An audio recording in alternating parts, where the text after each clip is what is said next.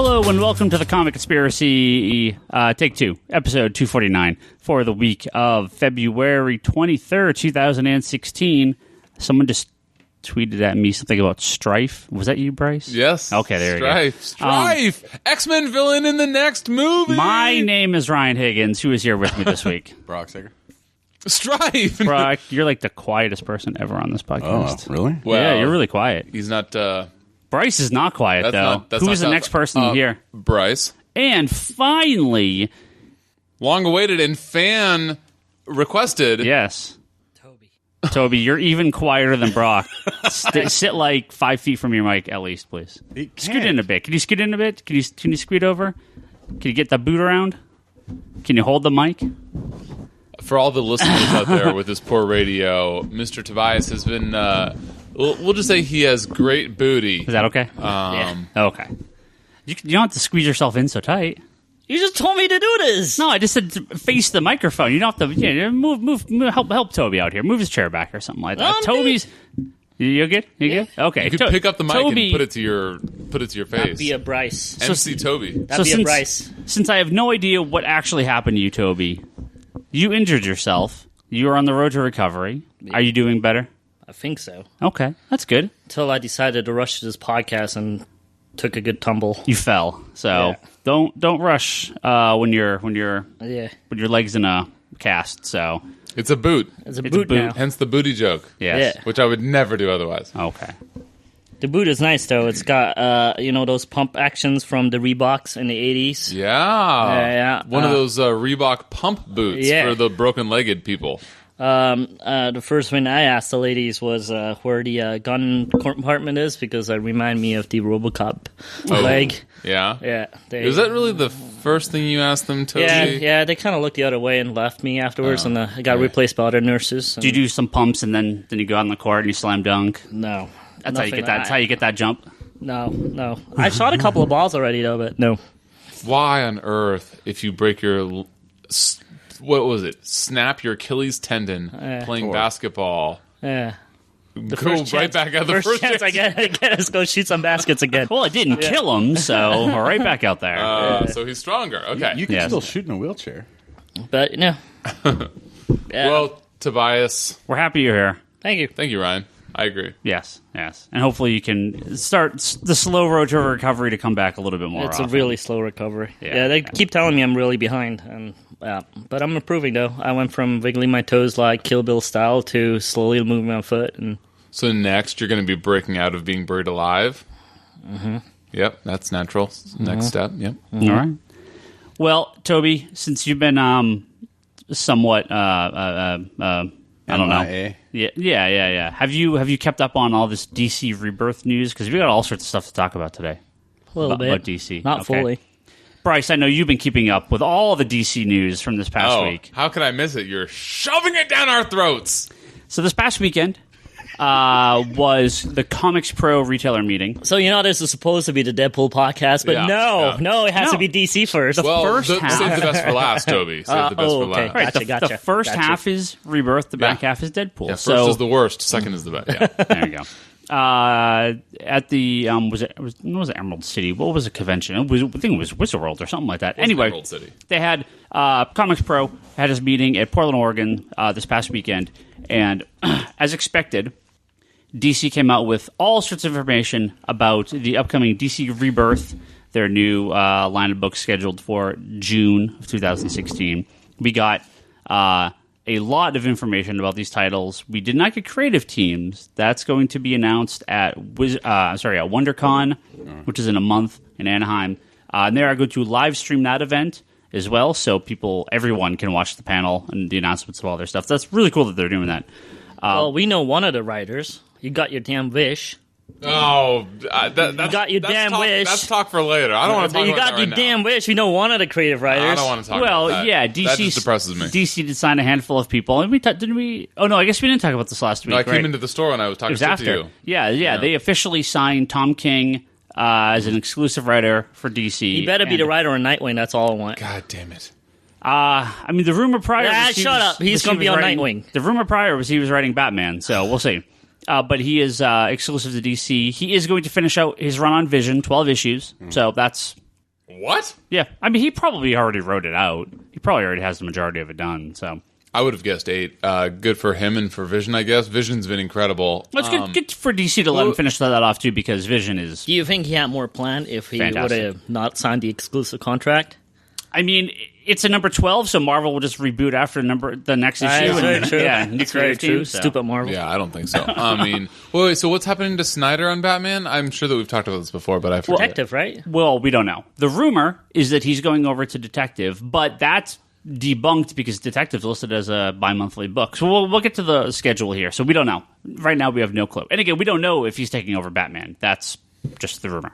So we have the full list. So here's what's going to happen. Oh, can't wait for your list. The last week of May, which sucks because I'm not going to be here. This is your first digital comic purchase. Well, second, technically. First, I have to I have to buy this, yes. I will be on the other side of the world when this gets released. However, I will make time to read the 80-page DC Universe Rebirth one-shot special written by Jeff Johns with art by Ethan Skyver, Phil Jimenez, Ivan Rice, and Gary Frank, four of the best artists in the industry, all working at DC. And can do some kind of, if you remember the Countdown to Infinite Crisis one-shot, one of the best comics DC's ever published, one of the best one-shots ever. Their little, where they... spoiler, they kill Blue Beetle. That was the start of everything. Whoa! Yeah, that's the start of everything that led into Infinite Crisis. I'm sorry, oh God. Said Infinite Crisis. But, yeah, Infinite Crisis. Yeah. Sorry, We knew you were going to get there eventually. I was thinking like Countdown to Infinite Crisis, but I was like, no, that was the miniseries. No, Infinite Crisis, that was the other thing. So, very, very excited for that. And Jeff Johns did a little video for Comics Pro, and for everyone now can watch it, where he talks about, the things that have worked for the New 52, but then the things that haven't, pointing out specifically things like the New Teen Titans, Legion of Superheroes, and how DC... Justice Society. And Justice Society as well. And especially how DC had sort of lost a lot of the history or the legacy of their characters, the New 52. And, it's as honest as you're going to get in something like this. You have read between the lines a little bit, maybe, but... Read between the lines as he's telling the bigwigs, I told you so? Because he was against it from the beginning. Right. I think that, yeah. So, they've said this is not a reboot. This isn't going to be a new continuity or anything. So, the New 52 stories will count, I'm sure, to some degree. But it feels like everything Johns is saying, that things that were missing will be filled in. He says one of the very first lines in the comic, or maybe even the very first line in the comic, by the main character in the book, who we don't know who it is, says, I love this world, but there's something missing. I actually really like that line. Because there is. Well, totally. There is. Totally. The way Jeff has used... And he knows that. It was just like perfectly Jeff Johns style. Yeah. It's like, he's going to write himself out of this problem. That's like totally the Jeff Johns style of fixing things. 100%. We've had Superboy Prime in the past, where he's sort of taken on... Superboy Prime takes on this very meta character that exists within the comic books, but knows he's a comic book character, that knows that this is weird. Kind of almost like parodying the angry fans, right, and parodying the bad 90s stuff.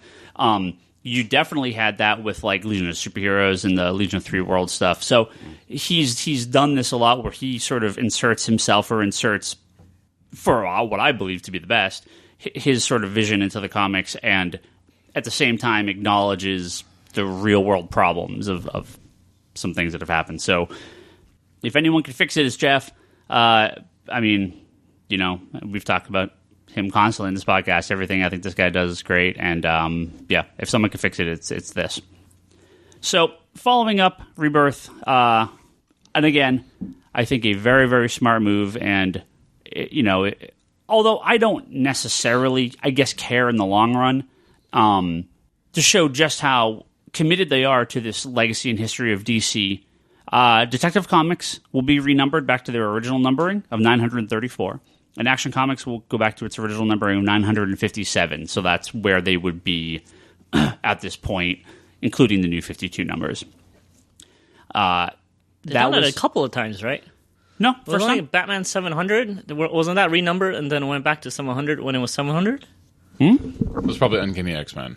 No, it Action was a and Batman Detective book. have never been renumbered. Really? Yep. Action Detective.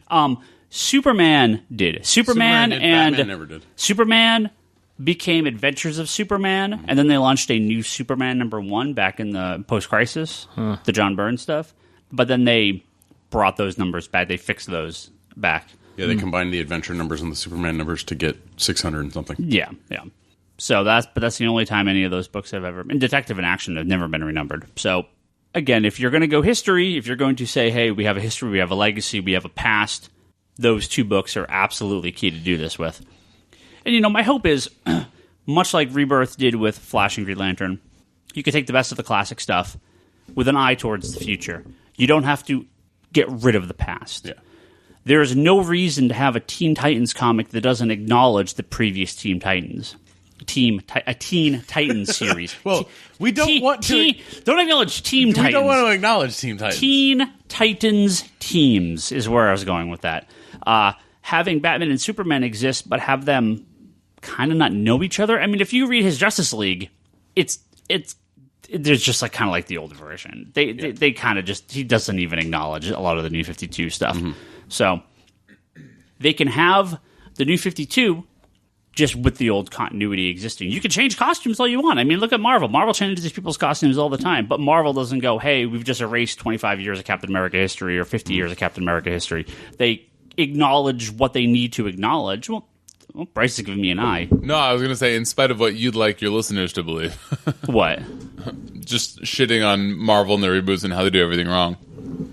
No, I mean, if having different #1s is one thing, but Marvel's never actively axed their own continuity. So Except for Spider-Man? Yeah, Spider-Man. But they still kind of had a story for it. So, the New 52... And how many times has Brock tried to convince us there was going to be a white event? Oh, jeez. I mean, it happened with Secret Wars. It happened with every single, I think, renumbering of #1.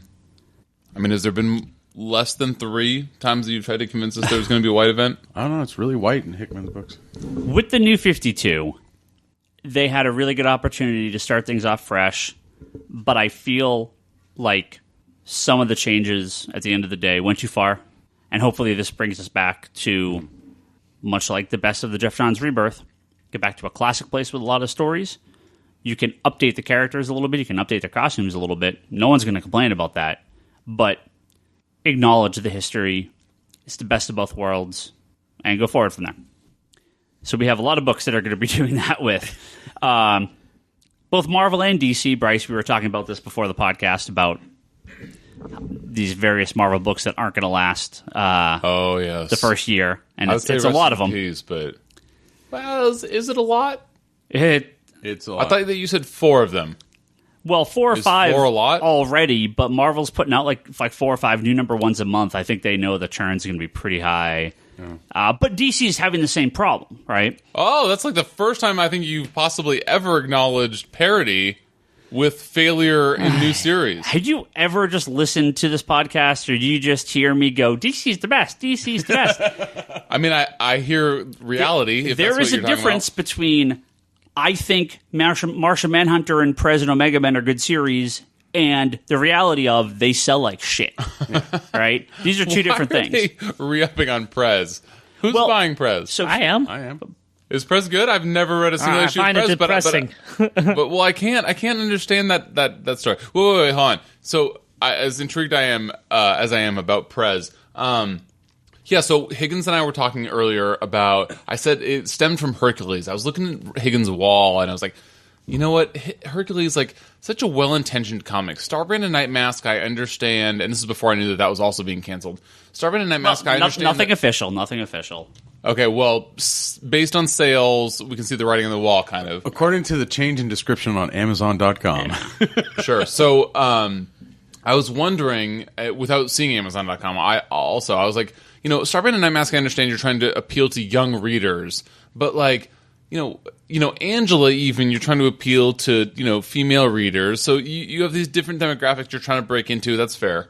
But Hercules, I just don't understand, were, mid-30s, give or take a decade, male readers Caucasian or not, you're tough demographic Marvel. Like how what is Hercules? How's that? What was the point in launching that? Like I thought it was a fine issue number 1, but the series just isn't very. There's just nothing. Well, that's what I'm saying. It's just very generic. There's nothing there. He's not on any Avengers teams. Not that matters, but.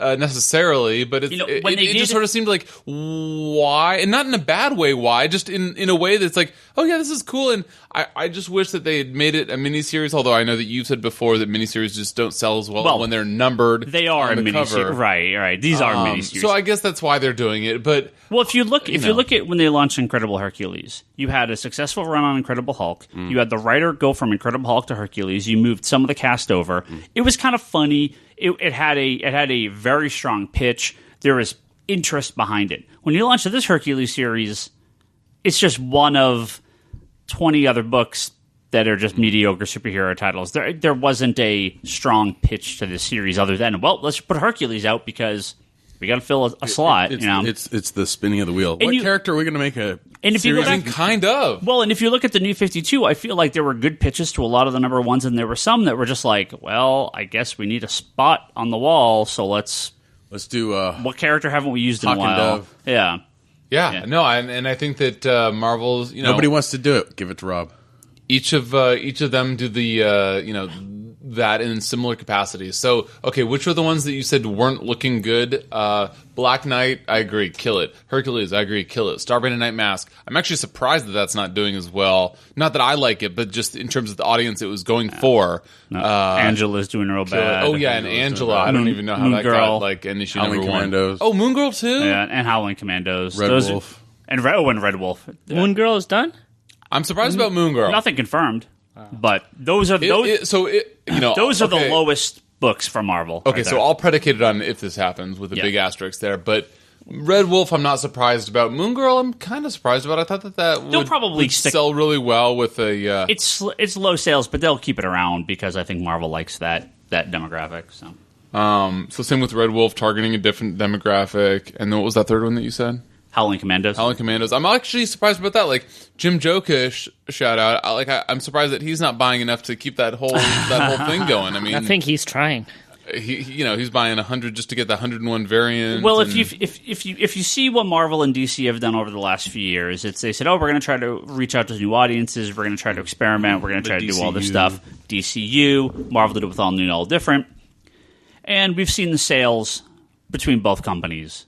And while there may be some people that want this stuff, as I've said in previous episodes, by my count, roughly 40% of Marvel and DC, especially Marvel, and maybe about the same with DC, are what I would call very experimental titles for these companies. A book like Moon Girl, a book like Squirrel Girl, a book like Constantine, or a book like Dr. Fate, these are very experimental titles for Marvel and DC comparatively. So I don't believe... I did. For a little while, I thought maybe it is. Batgirl had a lot of success. Marvel had a lot of success with Miss Marvel. But when they try to have 20 titles like that, right, it doesn't work. You need 2 or 3. Mm-hmm. So just looking at the wall, I'm wondering, how has Drax and Hellcat survived? Oh, they're not going to. Okay. Yeah. Because Drax, I get the whole, deal. Guardians of the Galaxy we are literally named off every single book that I order single-digit comics of, or copies of. Well, I'm not done. Yeah. Squadron Supreme, I loved issue number 1, although I haven't read beyond that. That's actually a pretty good seller for us. Really? Oh, yeah. Way over. I forgot. You said that it was actually your store, crazy Higgins Comics Conspiracy Alert. Higgins store is selling more than the national average. We're like 4 times the well, you know what? You know what other books we are too? X-Men, Doctor Strange. We sell like 5 times the national average of Doctor Strange is like our second best-selling Marvel comic. Because there's a lot of Cumberbatch fans in this area, so they're getting ready. He's Jason Aaron. I gave that to everyone that got Thor, and I did not have a single person. Well, let me rephrase that. I think I had one person drop it. Yeah, and so that very nice. Whereas nationally, average store is selling like 15 copies or something like that. We're doing like 50. So. Okay, what about Spidey? Oh, it's gone by 12. Gone by 12. What about Web Warriors? I would love to see Web Warriors, a.k.a. Spider-Man Green Lantern Corps. They could keep that around, but... Spider Corps. Again, you're looking at sales. Well, so you're basically... this is the point, right? These are the filler titles, all right? Oh, dude, and don't get me wrong, like, I understand. So, okay, Marvel has 10 really good / great writers. DC has like 3, but sorry, just had to get. I also love how we were talking about DC and you managed to slowly manipulate it into a Marvel talk. Well, no, it works. It works because No. But what I'm saying is that okay, trolling aside, like okay, each company has X of their own great writers, but they need to have. It's not 52, right? And with Marvel, they need to have 52 books a month. And right. I understand that. You're going to get Lemire on 2 or 3. You're going to get Aaron on 2 or 3. You're going to get Sewell on 2 or 3. You know, you're lucky to have Tom King on 1. You're going to get Wade on 1 or 2. Slots on at least 2. But the point is that like you're gonna need to fill out those bottom 20 books with talent that you need to develop, and I hope that they do develop, and more often than not they don't, but a lot of the times you're looking for that diamond in the rough, just like Liverpool, who are doing terribly, looking for that. Oh, sorry, this is not the soccer conspiracy. Adam appreciated that. I'm sure Adam listens to this podcast. A long way to say, Marvel and DC are publishing a lot of filler right now, right? Right. So if you look at what DC's doing with Rebirth, I believe it's a strong plan because they need to cut the filler and go all killer, and that's what they're doing. So now, whether this, how this pans out long term, all filler, all killer, no filler, right? What is that? What is that? Did you get that from Suicide Squad? No, that's like old school, like radio DJ lines. So, sorry, before your time, Bryce. I'm an MP3 baby. So here's what DC's doing. A number of their books, I believe it's. I had the number here, and I believe I lost it. I think something like 18. Half their books, roughly, are going to be shipping once a month, and half their books are going to be shipping twice a month. And so that is going to basically, they're replacing their filler bottom 20 with their top-tier books shipping twice a month. Now, what Marvel has seen, difficult to keep artists on there. They've succeeded with Spider-Man, where they had 3 creative teams releasing 3 issues a month, so one creative team released 3 issues 1 month.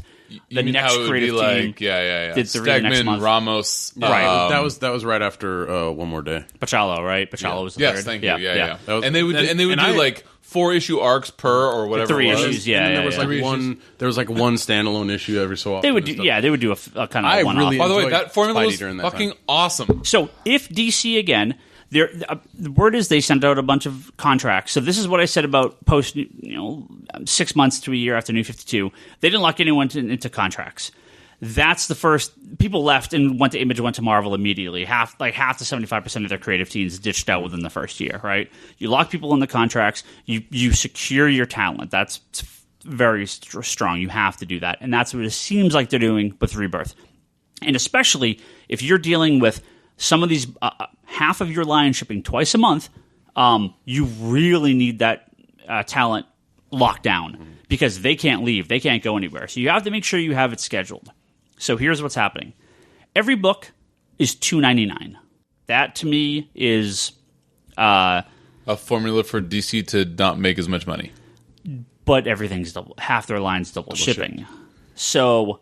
Where was the Higgins that was complaining, or what would you say the patented Ryan Higgins, I'm concerned that Marvel is double shipping so many titles. If you remember, once again, when Marvel went really strong with the double shipping, I was like, man, I don't know. Are people going to buy this? People bought them. And I have had no problem with double shipping since. Well, we always heard the first half of that, and we never heard the second half. Oh, I've said it many times. And it worked, especially once DC did 52 Batman Eternal, which was weekly. Mm-hmm. Wait, so what's happening with Eternal? It's only 26 weekly? issues. No, it's weekly. It's only 26. It's not a full year. But it was never supposed to be a full year. No. I'm saying going forward, is it going to be bi-weekly or is it still going to be weekly? No, I mean, it's ending at 26. Oh. So, I mean, maybe they'll do another one. But for right now, there's no. So that's one of the ones they're rebooting, I assume. That was the thing. Every single comic is being restarted. That was the thing with Batman. I was wondering more if they were keeping it or not. No. Okay. No. So here's. Oh, go ahead. With Batman Eternal and Batman and Robin Eternal, they had a team working on that, like an established team, creative team working on that book throughout the whole thing. Well, that was the big thing is Snyder was on Eternal, but he wasn't necessarily writing it, but he was overseeing it. Snyder plotted Eternal. They had like 4 writers. This is what they did for New 52, or this is what they did for 52 and Countdown and Trinity and all that, where they had a number of people working on it in kind of rotation. So that, again, you take that, and they've nailed it. They've never missed a week on any of their weekly books. To the best of my knowledge, they never missed a single week on their weekly or bi-weekly titles, which is very impressive. So they have the system in place. Art fans, Toby, fuck you. You're probably going to get a lot of weird artists and rotating artists on every DC title. I still love the Eternal book, though, but fuck you. Art's hard. What does that mean? Well, Higgins doesn't care about art. He doesn't Once mind again, He doesn't mind 2 issues of awesome and 1 issue of not so awesome. And I like how you're like, once again, you're the victim and nobody understands Snowflake that is Ryan Higgins. Let's put words into Ryan's mouth. Because you aren't a DC apologist. Well, so. you don't care about a trade like was it Civil War? Civil War. It's Civil War, wasn't it? Where 1 issue would be different and all the rest of the art would be the same. I prefer the writing to art in comics. I read them for the writing, not the art. However, I would love to have stable art on any of these comics, but I understand the writers can write 3 or 4 comics a month. Artists can, at most, there's nobody in the industry that can draw more than 1 a month these days. Maybe Mark Bagley can draw like 1.5. And JR. And John Romita Jr. But even that I don't know about now. And that's it, right? Well, right? Because he just copies the same shit. So the nobody laughed at that. Don't look at me. Turn away. The internet laughed. So the what the artists need to do is so much more time consuming than what the writers need to do on your average comic book. So that's not saying, I don't care, artists don't mean anything. It's just they are at such a time constraint compared to a writer who generally can do multiple comics in a month. Very easy. So, well, it's kind of like you have to kind of. You kind of need to get artists on the same vein like they do with like animation, right? Where there's a certain style that everyone kind of has to. I feel like they try to do that for arcs, but it doesn't always happen. Yeah. There's a couple artists where like, you're going to see these 2 guys bounce back and forth, and they're very similar so it works. Yeah, but it doesn't always work. So let's get to Rebirth.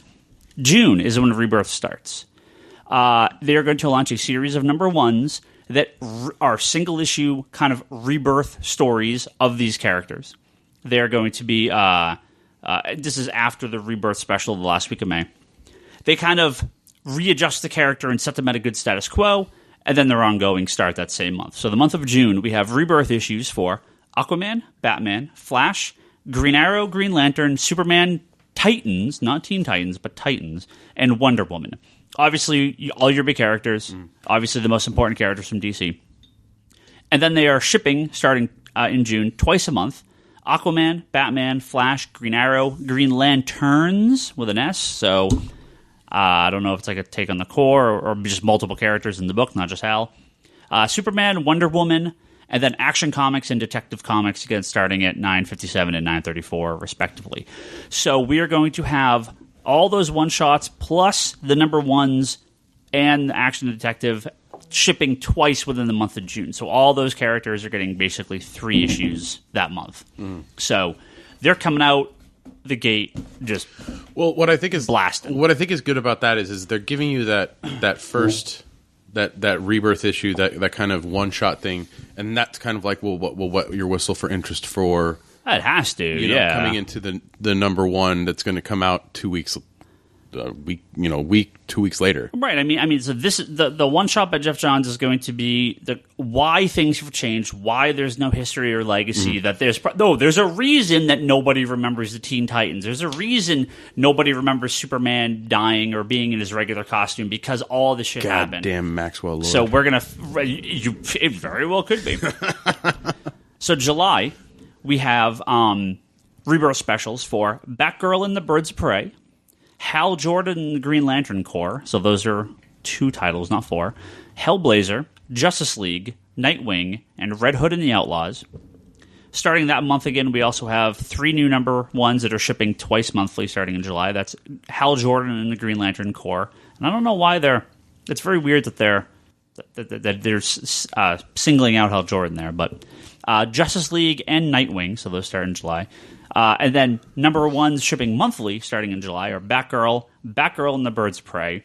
So again, taking a book like Birds of Prey that was never a top tier book, but attaching it to a top tier character like Batgirl, who's always in the Birds of Prey, whether it's Oracle or Batgirl or whatever. So to me, again, they're trying to do, for the most part, we need these. That's the only disappointment I read in the entire list. I was like, when it was Batgirl and the Birds of Prey. Yeah. It's like it means Oracle's not coming back. Yeah, well, All I see is we'll see. the female version But of Batman and the Outsiders. we may have Oracle's history back. Yeah. That's what I'm assuming we're going to have. Hopefully. The Hellblazer, number one, so obviously John Constantine. Red Hood and the Outlaws. The Superman, which most people are assuming is going to be a Lex Luthor comic because there's cover artwork for post Darkseid War. The show's Lex basically in a Superman kind of powered costume. So this could be their take on a powered Lex Luthor comic. And Titans number one ships that month, which in July, which is going to be the Rebirth issue comes in June, but the actual number one issue comes in July. Titans is more than likely the OG New Teen Titans: Cyborg, Raven, Nightwing, Beast Boy, Donna Troy. Now listed for fall, so we don't have specific dates for this. Obviously, possibly August, September. We have Batman Beyond Rebirth number one, Blue Beetle, Cyborg, Deathstroke, Earth 2, Suicide Squad, Supergirl, Teen Titans, and Trinity. Suicide Squad has to be in August. Yeah, it has to. And Trinity being the replacement for the Batman, Superman, and Superman and Wonder Woman comics. So Trinity is going to be all of them. Obviously, these characters are a little bit down the list from their main guys. However, Blue Beetle's a popular enough character. There's some belief that Blue Beetle's going to be in this Powerless TV show that DC's working on. And they actually cast today. They cast Danny Putty and Alan Tudyk that are be in the show. And if you want a little mix it up and have Booster Gold and Blue Beetle, I could see those two. Those two could work off each other very well. Obviously, Cyborg is important, part of the Justice League. Batman Beyond they've had popularity with that character. Earth 2, assuming that's going to be the replacement for Justice Society, and bring them back. Supergirl, obviously important to bring her back. New number one issue shipping twice a month. Cyborg, Deathstroke, Harley Quinn, obviously surprised not seeing Harley sooner. Justice League of America and Suicide Squad. I assume Harley and Suicide Squad will come out probably the week of the Suicide Squad movie with a very strong push. And of course, those are all Cyborg shipping twice monthly and Deathstroke. That's a little weird. Cyborg and Deathstroke are shipping twice monthly. Yeah. How are the sales on them now when they're monthly? Cyborg's pretty bad. Deathstroke's okay. Dude, I just feel like they're shoehorning Cyborg into the Justice League, just shoving it down our throats. Again, you have to like this guy because he's going to be in the Justice League. We can have the continuity back if he was a Teen Titan for a while, and now he's joined the Justice League, which to me is fine. You think that that's fine for a monthly book that you would rather have instead of monthly books that don't exist? I'm sure that you know better than me. Well, I think you're going to have a handful of titles that are being force-fed that are B titles, and I think right now Marvel and DC have a lot of C and D list titles. Cyborg is a B character. He's not an A character, but he is a strong B character. He's a very long. He's been around for a long time. Been around since the late 1980, basically. He's one of DC's. He is the most prominent African American character at DC. But dude, so I don't want to turn the podcast, but if he wasn't an African American character, do you think that he'd be on the Justice League? No, probably not. They're trying to. The problem with the Justice League in the modern day is that it's very whitewashed, and they're trying to address that. And Marvel's done the same thing with the Avengers and the X-Men and everything. So what's wrong with Jon Stewart, who I think is much they more did it appealing? really well in the cartoon. We very well could have Jon Stewart back. Again, Hal Jordan and the Green Lantern Corps is listed. There's a book called Green Lanterns. A lot of people believe they're bringing in Jessica Cruz. Is that her name? Yeah, it's the powering Green Lantern in as that, and it could be her and Jon Stewart. It could be her and Hal Jordan. We don't know. So again, a lot of could be her and Guy. Could be, yeah.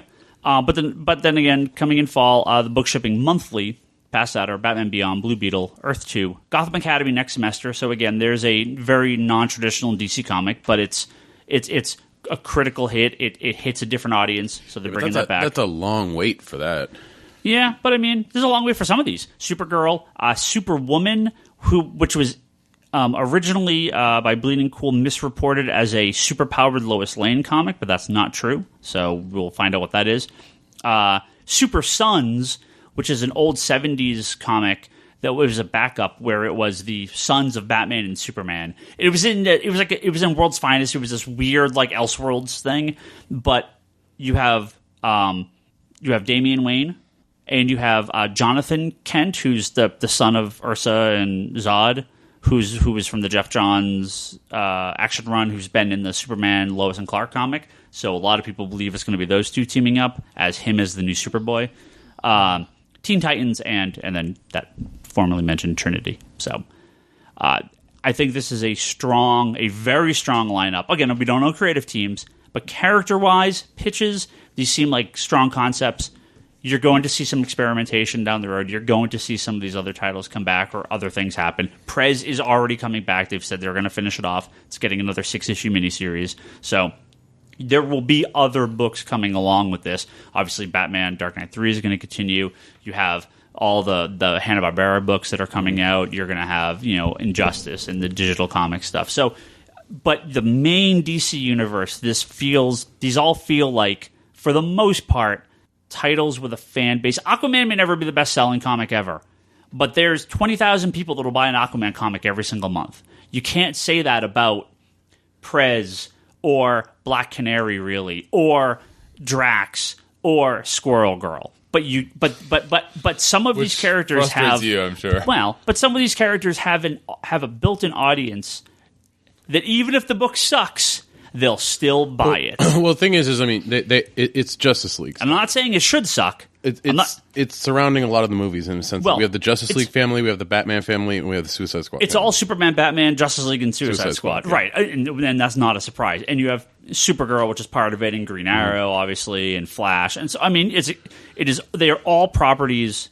that have media presence, which is not a bad move. Now, do I want a Doom Patrol comic? Do I want an Omega Man comic or a Prez comic or Animal Man or Swamp Thing? These are my favorite comics from DC. I do. But I want a strong DC Comics first, because they can't do that other shit unless their main shit's selling. So how long before reactionary as fuck Warner Brothers announces their Harley Quinn rated R movie? Like this weekend? I mean, so... speaking of which, a movie just came out recently. Should we talk about that? No. So I don't know how true any of this is, but there is an MPAA rating that seemingly went up today for a director's cut of the home release of Batman v Superman, which is rated R. So I don't know what... What? I don't know what would cause that. I don't know how true this is. Sounds like my drunk Uncle Larry's rumor. Like, yeah, right. Again, why are you even announcing this? I'm not announcing anything, but what is this? What are you doing? When we talk about Deadpool in a few minutes here, there is no doubt that probably a few people were looking at the Suicide Squad movie a year ago going, you got to tone that down, you got to tone that down, you got to tone that down. And now they're going, you got to rank that up, you got to crank that up, you got to make it R, rated R, make it more sexy, make it more violent. There's no doubt that people are doing that. Hopefully, they just leave the movie and let it be what it is and just don't fuck around with it too much, because it comes out so soon. Right. At this point, it's too late. Exactly. But a Harley Quinn movie rated R or a Suicide Squad sequel rated R, you might. And I think you should. I think that you should too. I think that it was what's a nice way to say this? I don't give a fuck about little kids and babies and 10-year-olds whether they go see a Suicide Squad movie. Putting out talk about having just no balls. Putting out Suicide Squad movie rated PG-13 is just like, I agree. Fucking complete. I don't want gratuitous for no reason. No, me neither. And we'll talk about this more. In fact, maybe we should just segue over there. But dude, a Suicide Squad movie, and by the way, you'll probably notice that I've talked no shit about Suicide Squad like I have BVS. But the comics have never been no rated R. The comics have never been rated R or anything like that. The door is open. I was going to have Brock lock the door, but that's fine. I just realized the door is open. Sorry, I didn't know what your hand I was just like, were turn the knob. It was very clear. The Suicide Squad comics have never been rated R, so What? but neither have the Deadpool comics. That's the other thing, right? I think that it's the content implied. Right. I mean, you have suicide in your name. Yeah. No. Just for starters, look, whatever. It's going to be what it is. I think that, honestly, not talking shit about it because I think that I'm more excited about it, and I'm going to Rotten Tomatoes both BVS and Suicide Squad before I potentially see them. But you are coming with us Thursday night. Like, don't even give me that shit. Whether you want to or not, you're coming. No, but what I'm saying is that He's working on getting the comfy seats. What I'm saying is that I feel like, look, there's no way I can get this to not sound like shit talking. Warner Brothers looked at the success of Guardians of the Galaxy and was like, we need one of these. Yeah, sure. Who's our Guardians of the Galaxy? Well, no, Suicide Squad was already in the works, but that's what I'm saying. I think was it? I think the Fast tracked it because of Guardians of the Galaxy. No, That's what I think that trailer, that full trailer we got, there's a lot of guys behind the scenes going to make it like that. Exactly. I don't think the movie is like that, but I think the trailer they don't purposely. John's So- been pushing Suicide Squad from day one. That's his favorite comic of all time. Okay, so. that's fair. But so my wife, who's knows very little about comics, in spite of myself, in spite of herself, I should say. She hears that classic Queen song in the preview, and she's like, "What is this? Trying to be like Guardians of the Galaxy?" And I was like, "Yeah, That's exactly what the trailer's trying to be. What the trailer's trying to be, and that's exactly what people are going to take away from this, whether or not us within this world think of it like that or not. Like that, people outside of our world are thinking about it like that, for better or for worse. And I'm not trying to shit on Suicide Squad. Like, I am more optimistic about it than BVS. Although I love Batman, I just don't like Zack Snyder. Anyway, Deadpool was fucking incredible. It was fucking the greatest movie that's been out this year. So real quick, we are going to talk about Deadpool. Last thoughts, Rebirth, anyone? Anyone? We've talked about it so much. I think it's going to take. We talked about Marvel for like half that, okay? Well, that's how I was doing my best. I think with Rebirth, it's going to really come down to the creative teams that are on these titles. Also, We got a month. Also, considering we don't even know the creative teams. Also, how this is going to impact retailers if they're going to do returnability on a lot of this stuff. I've heard returns for issues 1 through 6. That's good. Nothing for the Rebirth specials, which sucks. Those should be returnable too, but yeah, I've heard return. Whatever. Those are going to fucking fly off your shelves. What are you worried They about? should, but it's nice to have a little buffer. But 1 through 6, returnability 1 through 6, they're also offering 100% credit for any sort of advertising or promotion a store does using the Rebirth branding. So I'm sorry. so if we do an thinking ad about- on TV, if we do an ad in the newspaper, if They we pay run for it? yeah, 100%. So I mean, Wait, we pay what? for it; they reimburse. Really? Let's go DC's spend some money. DC's Yeah, always how had. would you not? Yeah, let's go spend some money, right? DC's always had a We rebrand the fucking store, Comic Conspiracy Rebirth. DC, They'll pay for it. DC's always had a really strong ad co-op campaign, but it's usually 50 to 75% depending on what the thing is. 100% co-op is real big. We still have to physically pay for it. Let's just go do it.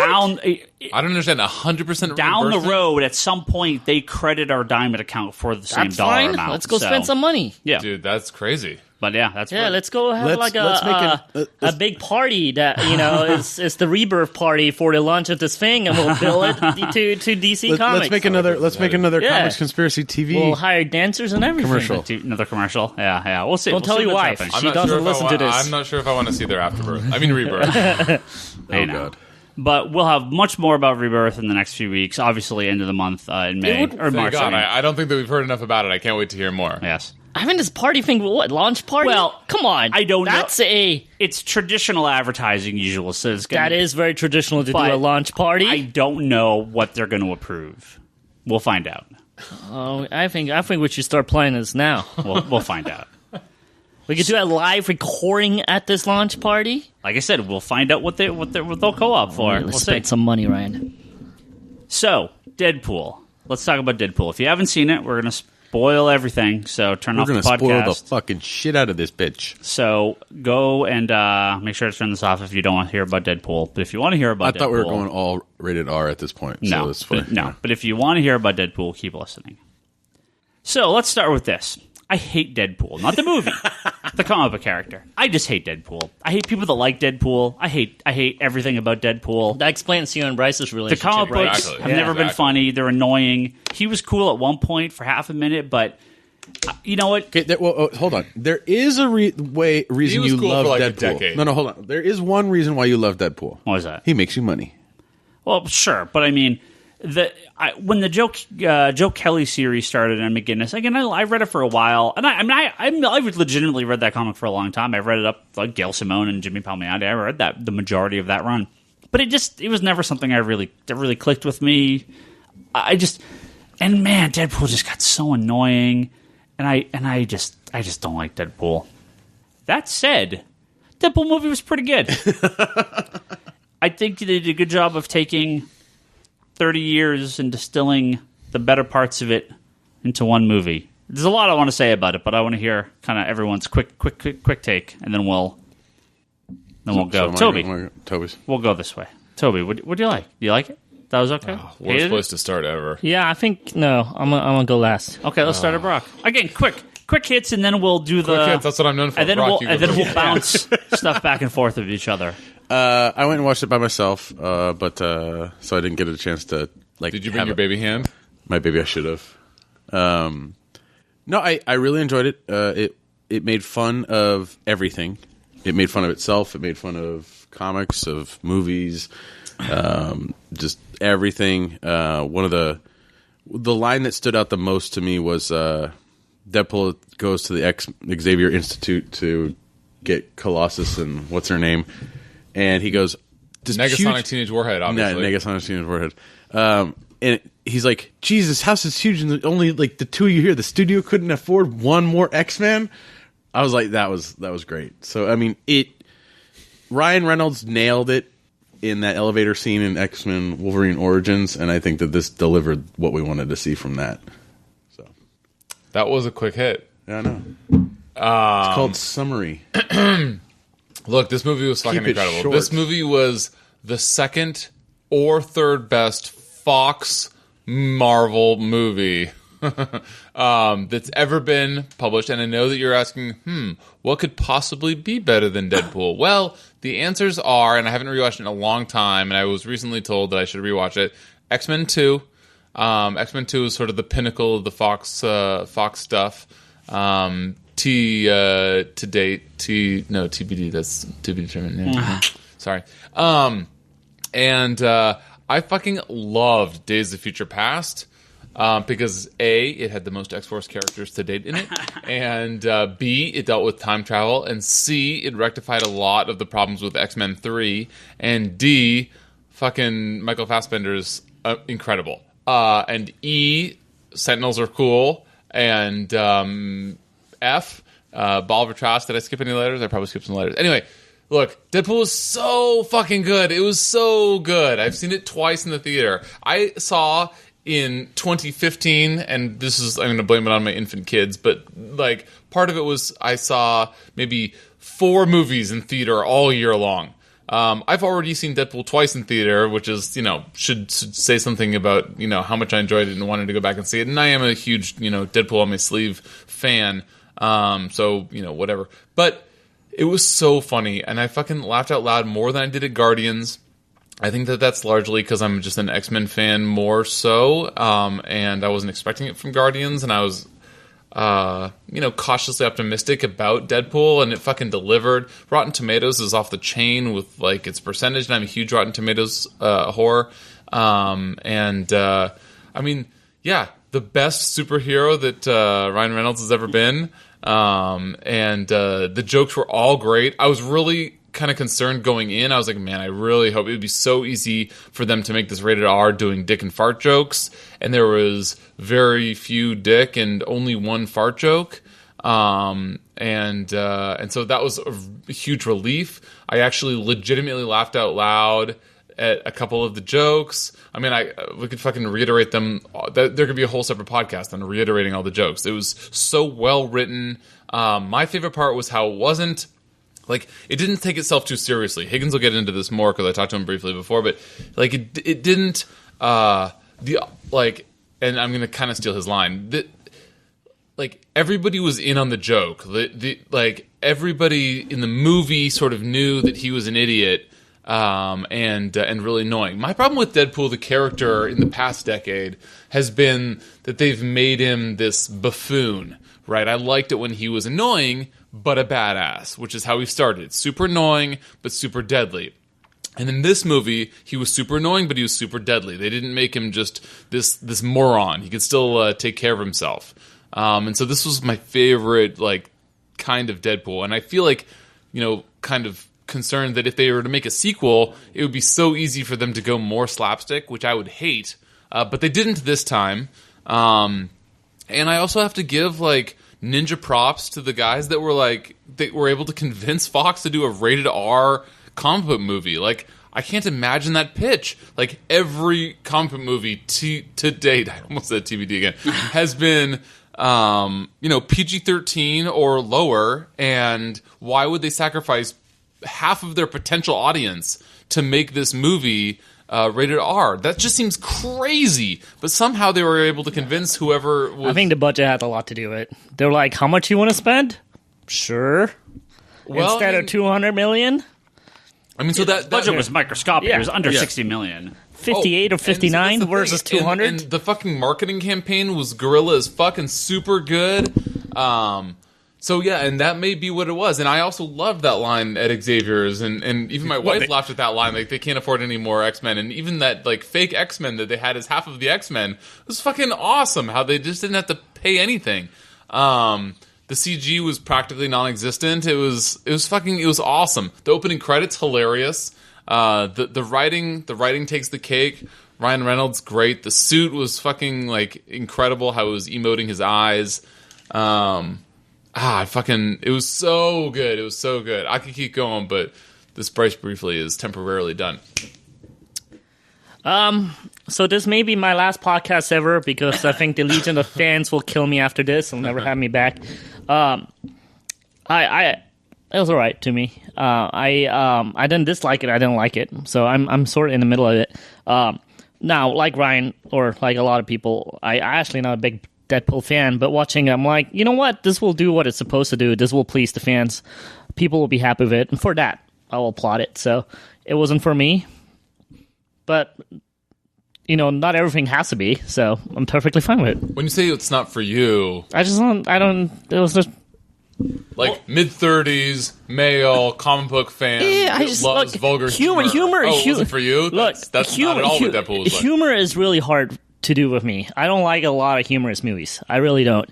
My favorite part in that movie was actually not even... Well, it was Deadpool related since he kind of instigated it. My favorite part was all the cab scenes.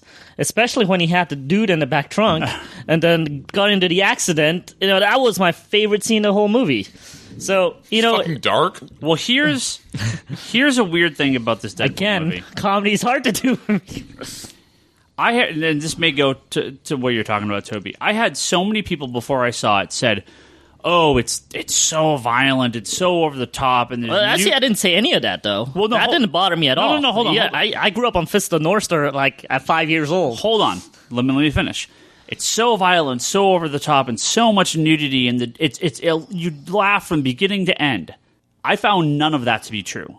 No. And maybe you did too, because the movie is straight up serious and straight up really dark and during big chunks of it. So if you're laughing during some of those sequences, something wrong with you, because there were huge chunks of the movie where there was nothing funny happening. The violence was there, but man, most of that violence could be in a PG-13 movie too. There was not. You've seen worse in video games. Well, I saw Hateful Eight a few weeks prior. Okay. That was a 1,000 times more violent. Yeah. 1,000 times. Yeah. Most of the violence in Deadpool is very comedic, very slapsticky, very cartoony, not realistic in any way, shape, or form. And there's only a couple scenes where I was like, okay, that's probably why I pushed over the edge. But the vast majority of it would be completely fine in a PG-13 movie. And then, yeah, just, what Bryce was saying before, Deadpool's super annoying. But all the characters acknowledge that he's annoying. So it's funny, when I was watching the movie, the entire time I was like, man, that fucker doesn't shut up. Yeah. Just like Bryce. I was thinking of you so hard.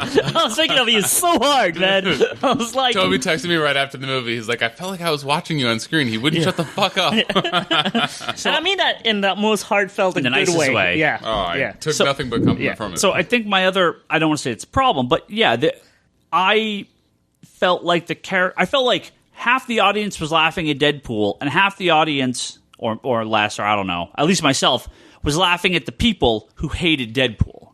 So, did any of that line up with you, Toby, or no? Or Nah, it just wasn't funny. Jokes are hard to land with me. Well, true. Here's what I'm saying. When Deadpool was saying jokes, I was not laughing hardly at all.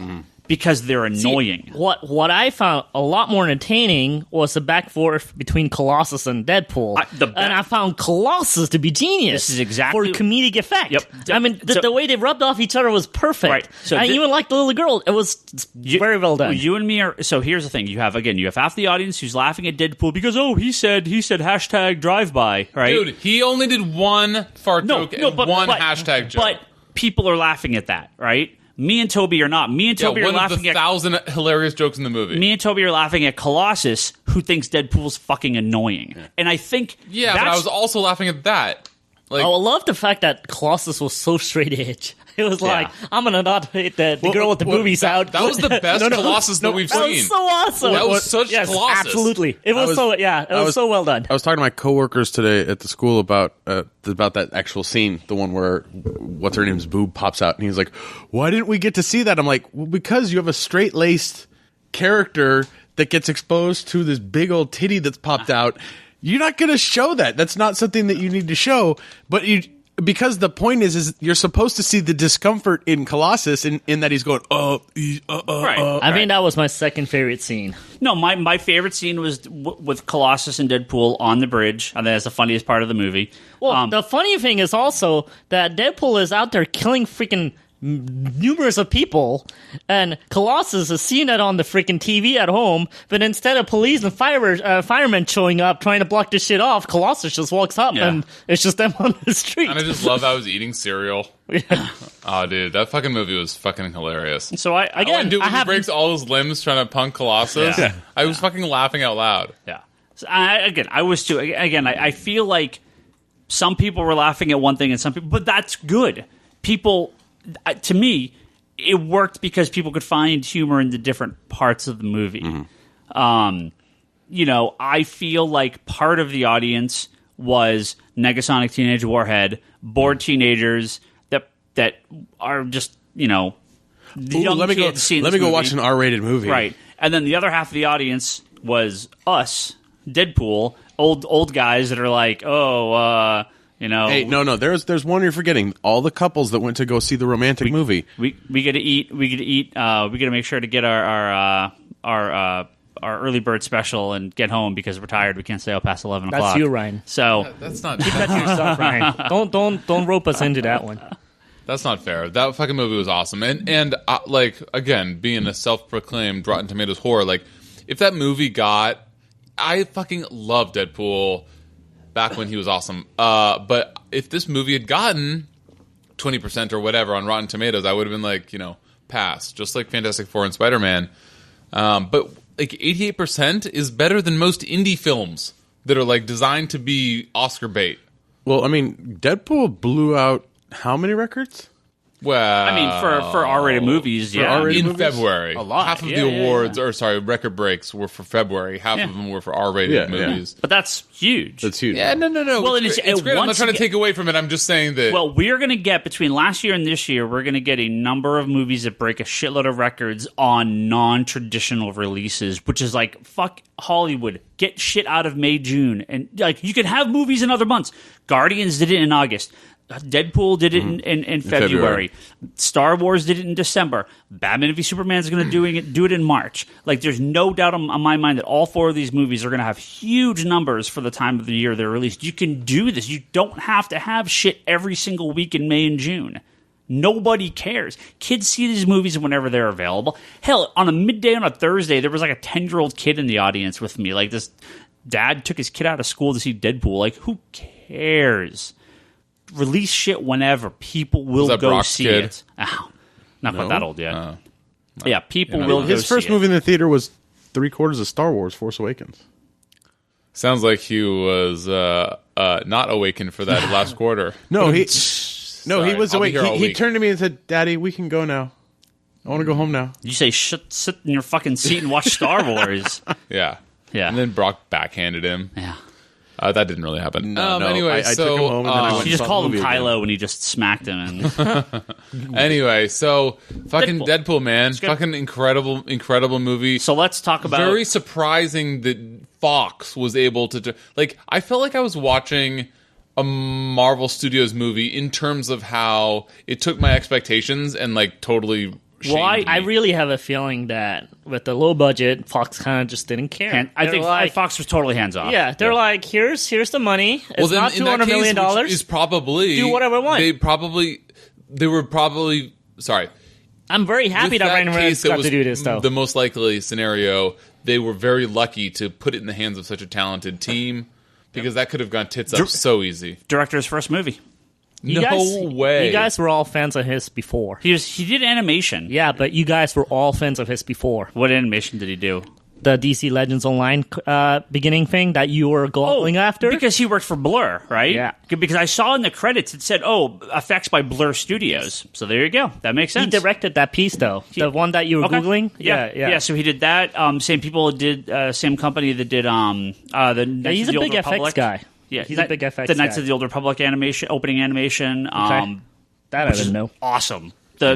The KOTOR Online. But I remember you were like, oh yeah. ooh and gaga over the DC Online cartoon. It was and awesome. And that's all him. And there's another one that Blur. There's another big one that Blur did too. I can't remember what it's called. Like, they are like, to me, Blizzard is still number one, but they're like number two for those like opening cinematics. They've done incredible jobs. Well, the most annoying thing I think that we can all agree about Deadpool was the fact that it's going to spawn a fucking ass ton of copycat films that are superhero R-rated movies that are just garbage trying to cash in on and I them. think they will miss all the point because Deadpool I agree. did so well as Deadpool is Deadpool. Colossus was the most Colossus we'll ever have. Yeah. You know? Yeah, exactly. You know, this Literally the most screen time he will ever have. Exactly. But you know, this doesn't mean I want to see a Gambit movie next with Channing Tatum like ass raping people. You know, No. What? like, Bryce is like, well, maybe. No, I was going to say, I'm pretty sure that's not going to happen. Yeah, but you know what I mean, though. This is extreme. I mean, I was joking. No, but I know what you yeah, mean. I know what you mean. You know, I don't want. You know, when I heard the rumors of Wolverine doing, you know, rated R, all of a sudden Like, I'm it like, took, what was I'm not it, so a day sure or about two that. for them to announce Wolverine 3 will be R-rated? I don't think yeah, that's and I think official, that's a though. big. That's an internet That's rumor. a I rumor. think. Okay, so here's the list, right? Okay, so here we go. Wolverine, they're not going to make rated R. No fucking way. I don't see. And I think Wolverine can make really good Batman style where it's pushing the BT-13 Dude, and there's I totally agree. And they did that with, like, I mean, I know that we can agree that Wolverine Origins was, we'll just say, full of character. Well, there's- and though Wolverine was actually much better, if you want to stop shy of good, I would say that it 85% was, good. 85% great. That last, like, 20 minutes Oh, of the the movie Silver is Samurai? real bad. Fucking 15 killed minutes me. of the The movie is Silver real bad. Samurai. This is But a my- weird day. I'm agreeing this fucker right here. Oh, I for some love it. reason. I thought Pointing at Higgins, not me. I thought the Wolverine was really good until the very end. I thought Yeah, they yeah. completely And they really ruined it. fucked up. They Yeah, really fucked up the end. Had I know, they ended during that fight scene with just the two of them, it would have been the best ending. That perfect. You don't need the big Silver Samurai at the end. Big fucking Transformers. I also liked him horrible. versus the Hand or Well, whatever the fuck right. that was. So when they were throwing ropes into him. here's the problem with Old Man Logan. Old Man Logan could be rated R. There's a lot of mature content in that, but they'd be stupid. There's no way in hell. So here's the problem. You have other characters, especially from Marvel. Punisher, they're not going to do it because he's going to be in Daredevil. Right. Oh, that's going to be rated R basically It is. anyways. Oh, it is rated R, but I think you're not going to have a Right, but Punisher a movie. feature film. You're not going to have a feature film anytime soon. Venom, possibility. No. Well, from Sony, and again, Dude, here's the thing. Sony, no. What? Possibility. You think that there's a chance that Sony's... The problem with Venom is you got way too many kid fans. Let me way finish. too many. Exactly. And well, it's the same problem as Deadpool, but let me finish. The problem with Venom is the problem of most villains that turn heroic, quote unquote. It just doesn't work. The Venom comics have never really worked when he's been a good guy. So Deadpool's this kind of weird anomaly where it doesn't work, but it kind of works, and it's funny enough. And they acknowledge it in the movie. Hey, I'm not a hero, but I kind of do. I'm a bad guy fighting worse people, right? Venom, they'll bring up Venom, but I don't think you can pull it off. I really don't. You have Ghost Rider. I mean, there's other characters, but again, I think there's not another Marvel character that I can think of that I think would work. I think beside Punishers, this is nobody. Right. Yeah. I mean, there's characters that they want to make rated R that shouldn't be. Right, and that's what I'm saying. Venom should not be rated R. Now, when you go to DC, Suicide Squad, not a hard R, but there's potential there for definitely for a rated R movie. If Suicide Squad had come out a year later, like if it had been a year later in the cycle, guarantee you it would have been rated R. Yeah, absolutely. Now, if you take out Vertigo, take out Sandman, take out all that stuff, just look at the traditional DC characters. The only one that I've heard that makes any sort of sense is Lobo. But the Lobo runs the problem of Deadpool. He's really fucking annoying. Dude, but also, I've heard you say this on a different podcast. Like, how are you guys not acknowledging the fact that there is no way that people would go see a Lobo movie? Yeah. I don't even think they should make that movie. No. Dude, you are crazy to even bring it up in the same conversation as Deadpool. Lobo? I am, again... If you fucking listen to me, I'm just telling you what people have said. Oh, DC's going to make a Lobo movie because it can be rated R. Fucking internet. It's a terrible idea because nobody cares about Lobo. Lobo's super annoying. He's a fucking 90s bro dude, and that shit's done, right? No, don't make a Lobo movie because it's going to bomb terribly. There's no reason. Sorry, Jim. I know you're listening to me. There's no reason for a Lobo movie. The character that's closest to Deadpool is Deathstroke. But Suicide Squad, right? Yeah, I know. So you have your Deadpool movie. It worked. You're going to get a sequel. It'll be rated R. It'll probably be fine. But I am totally fine with there being no other R-rated Deadpool movies now, or other comic book movies. Now, if you want to do like a dark-ass Gotham City, like GCPD movie, fine. But yeah, the tricky thing is they would be so good. Like what you're saying. Yeah. Oh, Wire. They just oh my god. I mean, they just won't, right? Well, because the Gotham show's on and everything. Well, and the brand. Yeah. So, I mean, there's potential. There's a couple characters, but even like Harley Quinn. There's violence, but like, you don't want Harley Quinn like taking her top off or something like that'd be kind of weird. Do you know how much she takes her top off in the comics? Never. No, always. But never. Yeah, you don't see anything. Exactly. She's always taking her clothes off. But that's what I mean. And her and Poison Ivy are always like, yeah, maybe we should. I think there's very little. I'm laughing at people that are pissed off about this rumor of an R-rated Batman v Superman movie. But that said, I don't think turning every comic. You know how it's going to be an R-rated movie? It's violence. No, it's going to have one F word in it, and they're going to put the R-rated on there, and they're going to sell more copies. That's all it is. It's going to have the second F-bomb and that's all it's going to be. A couple extra ounces of blood. It's like the unrated new Die Hard movie where he finally says the F word. It's like, dude, I couldn't believe those are not Die Hard movies, by the way. When the Wolverine, I realized that it wasn't rated R. I was like, oh, and then I went back and watched it a second time, which is the last time. The blood version, the bloody version. No, I never seen the bloody version. Oh, okay, but I saw the quote unquote normal version without realizing that it was PG-13 instead of R, assuming that it was R, and it was like, oh, there actually isn't any blood in here. This is very weird. The blood version, it was not the blood that I liked. It was some of the flashbacks that added more to the story, right? So a lot of these rated R movies don't really. It's not the rated R that's making it special. When we were talking about this in the Geek Box last night, they think I'm crazy, but Deadpool was a very tame R-rated movie. You had a little bit of nudity. Wait, they disagreed with that? They thought it was like way over the top, and I'm like, do they watch movies for like mature adult? That's people? what I'm saying. Like, it was a very tame rated R movie. Mm-hmm. Yeah. Again, having just seen Hateful Eight, go watch that. There was nothing even remotely close to any one scene in that movie. So. Yeah, that's fucking. I'm surprised that they thought that. I think it's because we Ryan Reynolds was butt naked and his schlong was out. Well, there's It a couple- was? Oh, dude, you got two. Oh, wait, we dong see kind of tits. from the back, right? Yeah. Yeah, No, no, you I got- no, wish. no, No, it's just like- kidding. I only like kind of wish. But side no, in the it, dark. No, it was shadowed, but from the front. Yeah. Twice during the naked fight scene. The naked fight scene with Mr. Clean. It contrary to what everyone thinks they saw, you did not see Monica Baccarin naked. So Who? the girlfriend? Oh wait, I thought that there was brief nudity there. No, No. body double. She was always covered. Yeah, but you could go watch Homeland if you really want to see her. No, right, but people are like, "Oh, she's naked in this movie," and I'm like, "No, she She's wasn't." been Like, I just naked watched before. this. No, she's. Wait, I mean, during that first scene where she's on top, that there's no I think it top cuts shot. right away. Nope. I think it actually cuts right away. It cuts Well, it- no, because his hands go there right away. Oh, yeah, that's what it yeah. But I was. thought Okay. that there was like a brief. I think there was a brief, like maybe who split cares? second, but No, it's like, no, I- whatever. Right, again, it's very tame for an You R-rated saw movie. more of Ryan Reynolds' ass in that movie, Yeah. than anything else. Yeah.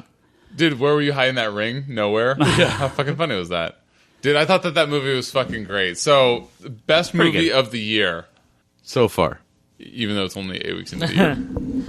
So we have a couple questions here. Let's get No, to some of this. before we go. Okay. Before we go, I really do want to give my hats off to Ryan because he's been wanting to do Ryan that. Reynolds, I'm fine, you did a fine. great Yeah. job in I did Deadpool. great. Thank you. I did such a good job. Oh, fuck off, Ryan Higgins. I'm Reynolds. Yeah, there we go.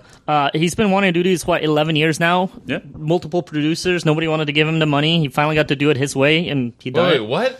What are we talking about? Ryan Reynolds. With Deadpool. He Deadpool. wanted to do Deadpool for 11 years? He's been Yeah. working on this shit What? for long, since the X-Men Yeah. Origins. What? Or He b- did before Green that. Arrow, hoping that he could do Deadpool. Well, I Green hope that he Lantern. also Yeah. did Green Lantern, hoping that he could do no. Deadpool. That's sorry. That's what I meant. You got me good. Wait, really? Yeah. Dude, I did not No, know he's that. been That's very, awesome. very fucking dedicated to do this. Here's something. How many people at Warner Brothers are now going, oh, maybe we should call Ryan Reynolds, see if he wants to come back and play Green Lantern for the. We haven't cast Hal Jordan yet. I mean, he could still be it. I mean, it's Nobody- it's nobody been- wants- Zero nobody wants to people. see This that. is zero people is No, what I'm guessing. Are you fucking kidding me? I am not fucking kidding you. He just became one of the biggest people in Hollywood. You don't think they're going to try to call him back? I think that they will try to call him back and he'll laugh and he'll be like, you know what? I have like a thing going on over here. I'm good. You're like, I'm not saying you're He's wrong, like, I but- can't do my red ring joke over there. Honestly, like, I think that you're fucking crazy to even think that he would entertain the idea. It would hurt his Deadpool brand too much. Once again, Money. listen to the word I'm saying. Jesus. I'm not saying he's going This to is like, accept. should be the fucking I'm- title of this podcast. I'm It's telling the you. seventh time you've complained to me Do about not you listening think- to you. I'm listening to you. Do you think that they are thinking they should call him? Yes. That's what I heard you say, which you just agreed And to. you said- I am telling you, no. You don't think Warner Brothers is saying we should call the person with the which will end up being one of the biggest box offices of the year to star in a movie? This is a weird day because once again, I'm agreeing with the Higgin man. They are absolutely calling him. No. Now, whether he says yes or no, who knows? But Okay, they're so your absolutely fucking weak ass argument is: are they thinking they should call him? Okay, that I won't disagree with. If they're thinking that they should call him, Of course they are. Can Will we it agree be- that they might do lunch? will it be taken seriously by him? That's what you're sort of actually trying to get to, and I say no to thee. They haven't cast Hal Jordan. He's the only one. He's the So only what are one you they haven't saying? cast. Right? What are you saying, Ryan? I want to listen to the words that you're saying, so you don't call me out again. I am saying, I guarantee you, Warner Brothers is going to have that conversation, and Ryan Reynolds will probably say no. But it's not out of the realm of possibility. They need to cast. Was it So what Chris- you're saying is that there's something that might happen that he'll probably say no to, but it might happen. It might happen. They need Okay, to that's cast. a All great right, fucking. I'm going to go back to what I was saying to begin with. This is a new age of movie marketing because for 2 years now, people are knowing about this movie Deadpool because of Ryan Reynolds' personal marketing. What do Ryan Reynolds, The Rock, and Amel, let's throw in Amel, have Wait, in common? which Ryan? Reynolds. Okay. Yes. No, what do these guys have in common? And Vin Diesel. Add in Vin Diesel. Every single one of them promote their own stuff. Yeah. The Rock's been on Instagram, on his Twitter thing, promoting his Rampage movie, video game movie, his Baywatch, his Fast and Furious, whatever number it is at this point. Vin Diesel's doing the same. Amel is promoting his own Green Arrow stuff all the time. Yeah, nobody cares what the CW Twitter feed has to say. They care what the Stephen Amell Twitter feed has to say. And this is the new age. I went to watch a screening of Triple Nine, and the director was there. And afterwards, he goes, "My kid was telling me about the damn Deadpool movie for 2 years, and they can't get marketing to cut a correct trailer out for my own movie." I mean, this is like the new age of self-marketing at this point. So, I actually think that has a lot to do now with how successful movies are going to be. People are owning Absolutely. their own stuff. Yeah, And it should be that way, and especially if you have a person that's that dedicated to the project, that's Reynolds? involved. Yeah. Again, hats off to the guy. I'm really happy for him. Yeah. Wait, which actor from Deadpool is doing the most self-marketing? Reynolds. Okay. Yeah, just in case. The Ryan man, not this one. Oh, got it. Yeah. Okay. Is it just the way he says Reynolds? Oh, yeah. Was that not coming across? Okay. No, it came across. Okay. That was dick move. We have a couple questions here. No. We got one from Cisco. It says, according to Jeff Johns, the opening line of Rebirth is, I love this world, but something's missing. We mentioned that earlier. Any guesses as to the identity of Rebirth narrator? He says, I'd love to see the return of Superboy Prime myself. That doesn't sound like something Superboy Prime would say, but I'd love if Superboy Prime came back. Hell yeah. Who could it be? I don't know. Alexander Luthor. No. Who would love this world? Yeah, I mean, I've been thinking about this, and The Monitor? but that, no, That'd be awesome. But that sort of, again, that sort of line, I love this world, but something's missing. I mean, it could be the... Deathstroke. It could be It's got to be some the... magic guy. It could be the Superman, the It's gotta Lois be and some Clark magic guy. Superman, the one from Flash, the pre-Flashpoint one, the one from Convergence. It could be because he remembers. I'm like scared to say anything because you're going to yell at me about if I'm listening to the words that you are actually saying. Don't be an asshole and don't name idiot characters that would not say I love this world. Yeah, Deathstroke's like, I love this world, but something's missing. A bullet in its By the way, Maybe Deadpool, classic Jay Garrick? Deathstroke does love this world. Okay, cool. In no other world was he given like his own miniseries. The Deathstroke comic's been really good. Could it be Metron? The guy in the chair? No, again, think of that dialogue. What character is going to say I I think it's a this world? JSA character. Something tells me it's a JSA character. Yeah. If knowing John's, it'll be like that Stars and Stripe chick. Yeah. Oh, Well, Like yeah, a, maybe. it could be a What's her name? JSA type Dr. Is her name Fate. Star or Stargirl. Stripe? Stargirl. Stargirl. Yeah. Stargirl. It could be Stargirl. Yeah. Or it could be the new 52 a Superboy sister. Prime. Wait, what? Do we know what he's writing? What's that? Ongoing? Do we know what he? We do not know a single creative team.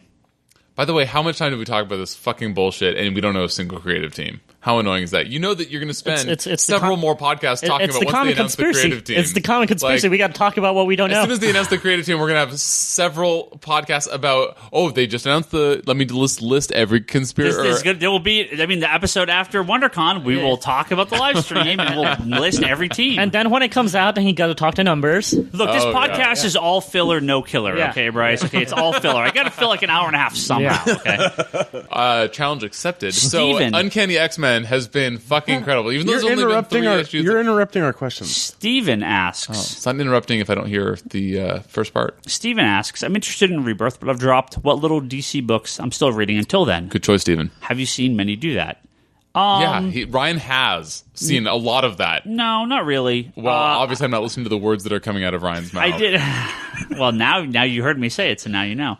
I did have like 1 or 2 people say, "Oh, I'm probably just gonna get the, I'll just get the new stuff when it comes out." But they weren't like people aren't gonna add anything for the last couple issues. Yeah. But I haven't seen anyone like drop everything until then. I mean, I think people have gotten to the point where they're like, well, I'll just finish it out and sell it on eBay. Yeah, I think they're invested enough where if you've read the runs. 50 issues, why would you drop it for the last 2? Yeah. Right. Yeah, there's no real reason you're going to see a lot of that. So, if you really hate it, then drop it, but you should have dropped it by now. So, but yeah, I don't know. I just got to finish reading it. What, the questions? Oh, I haven't even finished reading the pre-New 52 stuff by the time this will be over. Well, done in timeline again. Yeah. How much? Possibly. In your home life, how much catching up do you do week to week on average? None. It's Like, you are so far behind, dude, that like... he's like me. He doesn't read at home. No, I read it all. Sure. I am reading. I am definitely All the stuff that you don't actually want to read. No. All the stuff I take home is the stuff I do want to read. I find myself I'm at this point reading more a week than I'm taking home. So I am progressing slowly. Yeah. Okay, well, I just have It's a slow process. I just have a there's lot like of some pre-New 52 books, which is like... Oh yeah, I have some pre-New 52. I have some books that go back to like the 90s that I haven't read. So I have a lot of random shit. That I That's still just have to read. bananas to me. Yeah. What's the next question? Let's see. Okay, Stefano, I answered all your questions when we talked about stuff early. And talk about Deadpool, learning the wrong lessons from Deadpool. We got that. Okay, here's a good one. This is from Timothy. He says, "What's the group's thoughts on an R-rated Batman v Superman? Yes, yes, or yes." I'm going with. Is that the What actual the fuck? question? Did he have Yes. a masturbation symbol in his hand, or were you just doing that? It's multiple S's on the end. Okay, got it. So as much as you we interpreted. as we said earlier, The fist is added by you. yes, as we said earlier, Because that's him hoping. I'm not. Well, I don't want oh, every man. movie to be rated R, but man, I want to see what the hell they do with an R-rated Batman v Superman. The violence is going to be so great. I'm so excited for it, Dude, It's gonna be so awesome. I guess this is just my ignorance of the film industry. Like, how difficult, and apparently the answer is too much to be worth it, difficult would it be to do R-rated movies that are cut differently? Well, that's what it sounds like. It's going to be PG-13 in the theater, rated R on DVD. That's this rumor that came out. I really, I mean, Wait, this whole what? film industry thing on R-rated movies really, I'm really pissed off about it. It's like the Die Hard movies are not Die Hard movies if they're not rated R. The last couple of Predator Alien movies are not Predator Aliens if they're not rated R. Right. You know, it's I don't understand how they think they're going to make more money by watering all this shit down. I really don't. What are you Wait, what? He's talking Yeah. about the opposite way. Yeah, they making all the film industry for the last 10, maybe 20 years. Yeah. have been going. Rated R movies are not going to make us as much money, so they've been watering down all these franchises. Die Hard is one of them, where they go like, well, it's going to be PG-13. I'm like, that's not. Bruce Willis is not going effing around. Is not a Die Hard movie to me, right?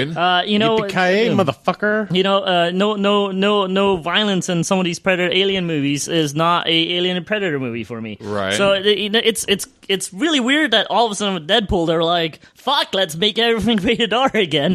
It's, Wow, that's you know, the initial knee-jerk reaction. But so wait, so I guess so you're not understanding why everybody's having this knee-jerk reaction? I just or? think the Hollywood is a bunch of pussies. Well, we can agree on that. Yeah. Hollywood, much like comic books, they censor themselves somewhat in the sense like comic They've been books censoring themselves a lot. They've been doing it a lot. 10 years. Toby's More. example of Die Hard is correct in that Die Hard 1 and Die Hard 2 had R ratings. There was a reason for the R ratings. There was blood, there was gore, there was nudity, all this stuff.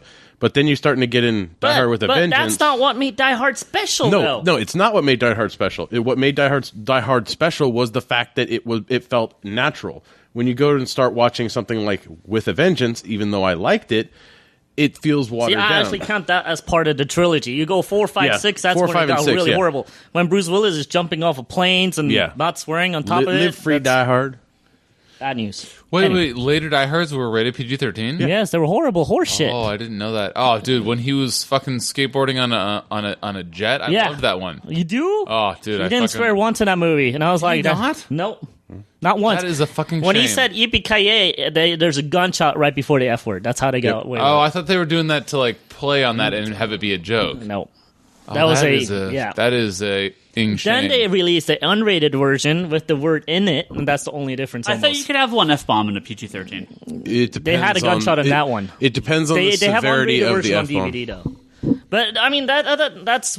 I mean, there's a lot more wrong with that movie besides that. But you know, it's been But no, a pussifying of Hollywood. No, going back to the Predator though, like if you watch Predator 1 and Predator 2, those fucking things are violent, like Well, they're- gory violent, like RoboCop, violent as shit. Another one. The new RoboCop was complete garbage. I mean, what made RoboCop special It wasn't RoboCop. No, it wasn't. And again, that was another one. We're going to make more money if it's PG-13. So really no, you're just- not. You're complaining that people want to like make more money than Yes. they want to have balls. That's what you're complaining about at the No, end of the day. I feel like they should get some balls and Right, do the right. movies You're like they complaining do. that they don't have balls, Yes. and that they're doing it for money. Yes. But I think mean, there's a lot of people that are going to fucking cry all their way to the bank over your complaints.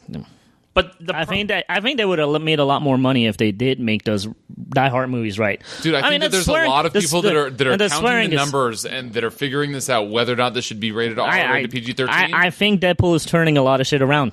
I really do. Deadpool's the first time I've really seen red band trailers in a long time. Don't they have red band trailers for literally every... Yeah, you just gotta look them up, man. Yeah, you have to look them up. But like, this was the first time. Like, it was, How many rated R movies have you gone watching the movies, Brock? not a lot. Like, Exactly, really. they're still in the movies. what's dude. weird to me, it feels like the only rated R movies I see so often these days are comedies. Yeah.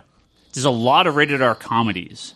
It feels like there's less rated R like action films because I think the budget for a comedy. No, that's exactly what it is. And I'm listening to the words that you're saying. The budget for a comedy allows for a rated R movie to be more profitable, whereas an action movie, you're spending so much money, so you need the most return. Right. But I agree. I think an R-rated, Terminator or Predator or Die Hard or any of those movies.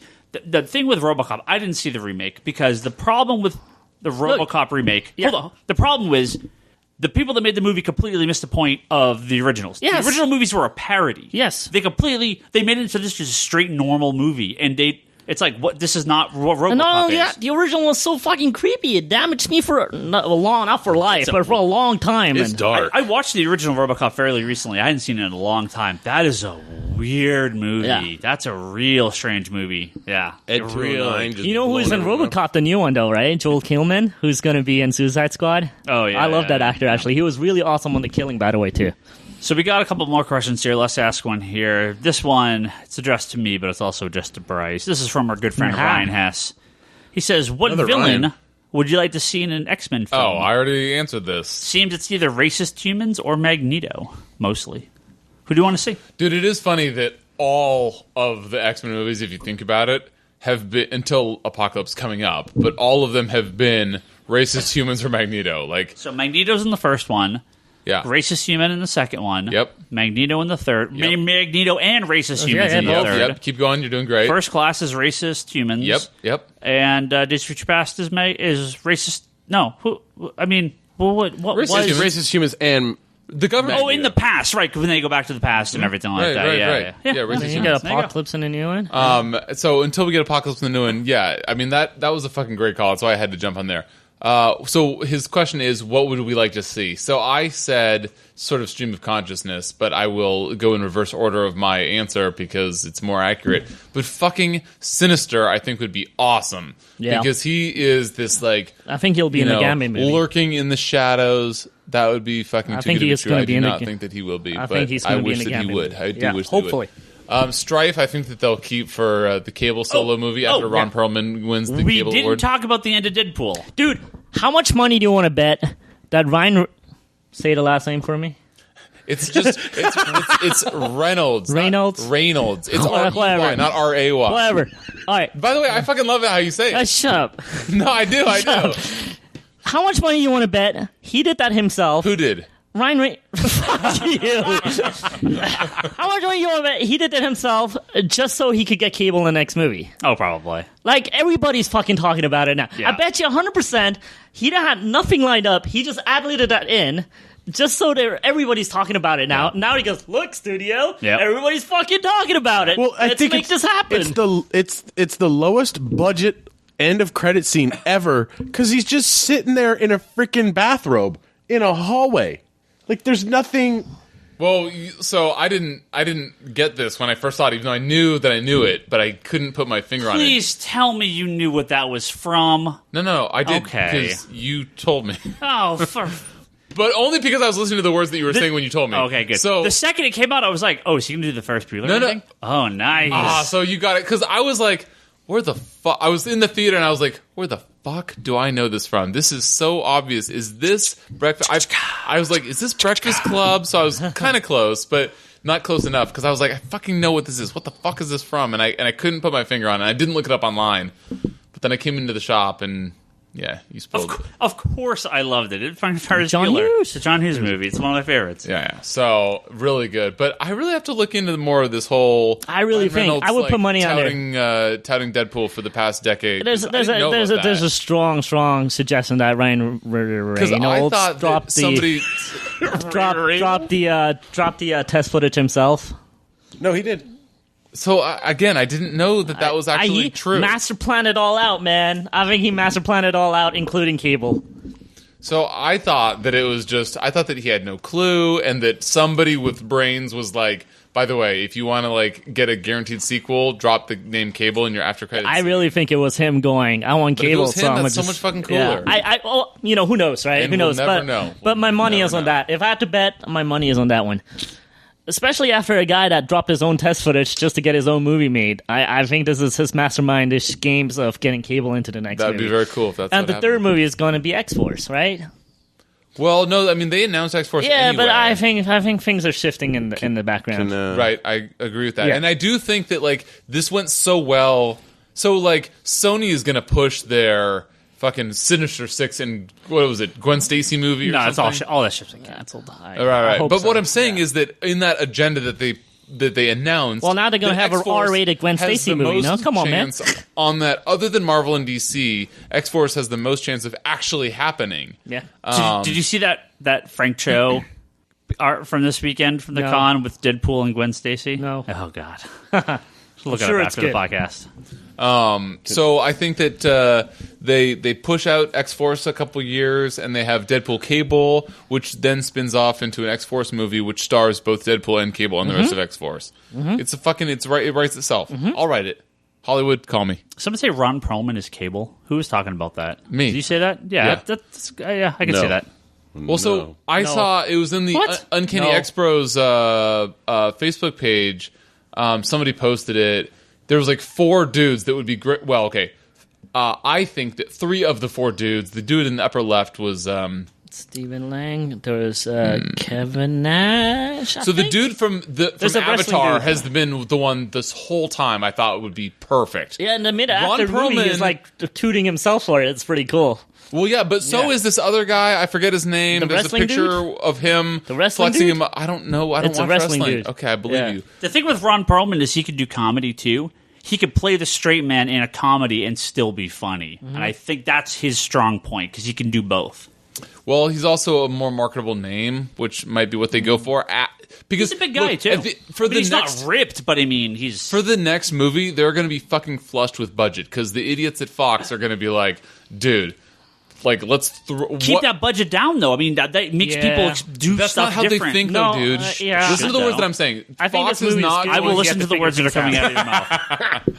Fox is. They're going to be like, okay, you guys proved yourselves. What budget do you want to make this like see. $1 billion movie? No. See, that's why I think Bad Boys 1 was so much better than Bad Boys 2 because he had a limited budget. He had to Yeah. figure himself out of everything. And the second movie, Michael Bay don't was think like, you guys let's are- blow everything up. I don't think you guys are understanding. Like, that's not how these studios work in terms of like. I'm a hope.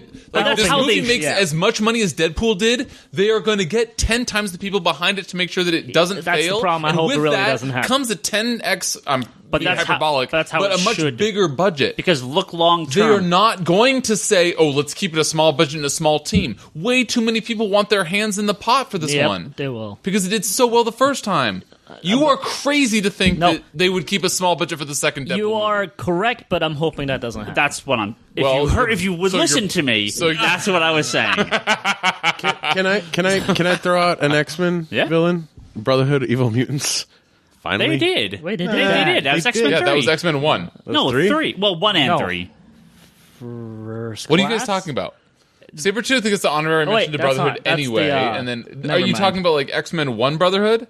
Or X-Men 4 I didn't really consider that Brotherhood. That was just Well- like 4 dudes. Because they can't do Quicksilver and Scarlet Witch now. Yeah, I mean, they had So Toad. who was your idea? Because they had Toad already. But 3 was kind of like the Brotherhood. I mean, They will not Yeah. do Blob. Yeah, They had well, Sabretooth. they had They Blob. had Blob. yeah. Blob was in Wolverine. Right, but they will not do Blob in a new Do movie. it again. Yeah. because they can't afford it. All right, we got one last question here. One Marvel, one DC, and we're going to wrap up. We're running really long here. It's from Mark. He says, what will affect your Rebirth ordering more? The titles announced for the creative teams that will eventually be on them. What? How is that even a question, Mark? I love you, bro, even though I don't know you, but it's obviously the creative teams. Why would the spoiler alert, look at the wall right It's a now. comp- That's going to be like 80% of the titles that are It's relaunched. always a combination of both. Because you can have nobody on Batman, and Batman's still going to sell well. But you put But they a won't do that. really good creative team on Batman, it's going to sell exponentially better.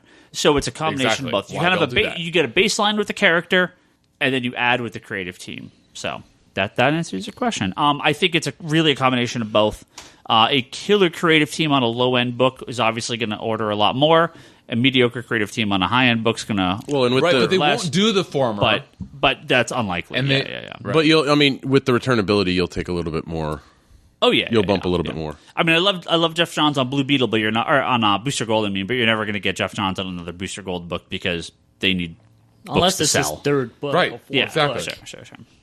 And one last question here from Blake. How many of your favorite Marvel characters seem to have vanished after Secret Wars? Oh, Blake, was says this I'll- in response to my Hope shout out? He says I'll never see Mania again. I have no idea who Mania is. Oh, you don't know Mania? No, who's Mania? Well, you're also probably missing out on Triathlon. I know who Triathlon I know who is. Triathlon is from the Yeah, he's an Avenger. Brubaker, or from the Busick. Busick Avengers stuff. Yeah. Okay. All the new Warriors, they seem to be missing. Well, you forget that he buys every Avenger book up to a Mr. certain point. Mr. Fantastic and Sue. What? I missed those they're gone. guys. Yeah, they're gone. You missed them? You do? FF?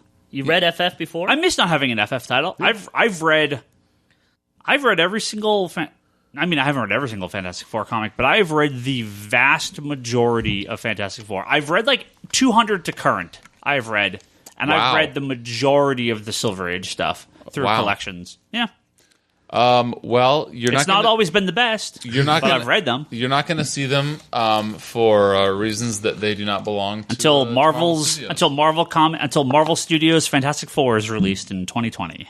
I really wish that Disney would be like, Fox, we will give you $10 billion. But they wouldn't, because they only paid $4 billion for the entire Marvel universe, and they paid $5 billion for Star Wars. Right, but or it's the $6 long billion or play, whatever. right? It's we can make up this $10 billion over the next several years, and we stand to Fantastic make Four much is not more worth having $10 everything billion. under our own house. For X-Men and Fantastic Four. Yes. Look, they say 10? we'll give you $1 billion for Fantastic Four have- and $9 billion for X-Men. Have all the X-Men movies together even made that? I don't. No, but that's what I'm saying is to Box get them office, out of no. out of Fox's hands, they have to make them an offer they can't refuse, right? They can't go to them and say, "We'll give you, $2 billion," because then they say, "Well, these movies added up have actually made $2 billion. So what are you fucking even offering me?" They have to go into some crazy. Do you guys know the story of how come Blu-ray was the standard for so long and not that Xbox One, whatever it was? Did you guys hear that story? HD DVD. HD DVD was that on the way to CES in the airplane, the Sony executives offered the fucking the head of the major studios like 30 times the going rate for like industry standardization to like exclusively sign with Blu-ray and not HD DVD, and that's why HD DVD like never happened in the booth at CES that year. What was it? How many years ago it was? I don't like to think about it because I'm too old. But that's like that one offer of like just going in so much more over was why they just won the industry. Plus that's it's a what you better have to format. do. No, but like it was sort a of better format. Mm. I No, was but hoping it would win. you can't to layman's you can't argue that. That's true You- because VHS lost to the other one. Right. Yeah. So you have to. So my point is that you have to way over offer beta. to Sorry, just make the other it way around. I said it wrong. just to make it happen. You have to way over offer, and this is all. It doesn't matter because it's not going to ever happen. But I just Well, here's where it could work, because they could offer them over for the movies. They're not going to offer them more than they've made to date. I mean, they're going to start running into limitations on what they could do for these movies. However, the thing that Disney has that Fox doesn't have is the licensing for merchandise, and that's where the money is going to be. so dude, great fucking segue. Speaking of which, so Transformers 5 was just announced. I'm sure you fucking got a hard on that I can't even see, which I'm glad for. But I wonder at what point these movies are just so bad. Never. No, but that's what I'm saying. I'm agreeing with you. They make so much money, it doesn't matter.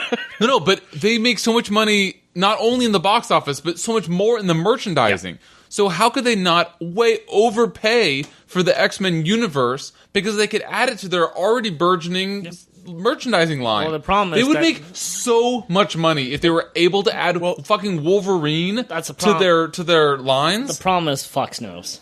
No, but that's the why I'm problem. saying you have to like over. Yeah, It but the doesn't problem matter. is It doesn't Fox will matter. know, right? They go like, "Well, you giving me how much? Well, we want double that." Well, I Or it's think not Then happening. they should pay double that. Well, I think you're right. I think in a case if they say we know Wolverine is worth $5 billion, Wolverine with the Avengers, that's $10 billion. But that's what I'm saying. So they say, okay, Fox, what the fuck do you want? And they should pay fucking any price because they will make if Disney's Marvel not Studios- flush with cash these days. They're having some issues. With, Are they not? I just Yes, saw this yes. this They movie spend a whole about lot. about these wars in the stars this couple months ago. I would figure that that's making them fucking tons of cash. They're losing a lot of money on ESPN right now. ESPN's killing Disney right now. ESPN. Yeah. I never thought that would be the downfall. Why we never see X-Men. It's a big chunk of Disney, but I don't think it's doing so Why are hot you for losing them. money? Do you know? Just like no one's watching. Esports. They Yeah, keep streaming subs Heroes are of the way Storm. down. Well, the and- thing is I like keep watching ESPN. It works far better than the TNT. I mean, I don't know all the specifics, but I know it's killing their stock price and everything, and it's really hurting Disney. So they got to figure out something with ESPN. But anyway, they're never going to do that because they only spent $5 billion or $6 billion on Star Wars. They're not going to offer They're not going to offer Fox or Sony anything like that. So I would love to see some numbers. they're just gonna of how the X-Men universe cinematically compares with Star Wars. I know that Star Wars is bigger. I'm not saying that, but I'm saying how it compares. like dollar wise. Yeah, there's I got to mean- be some cool infographics around that.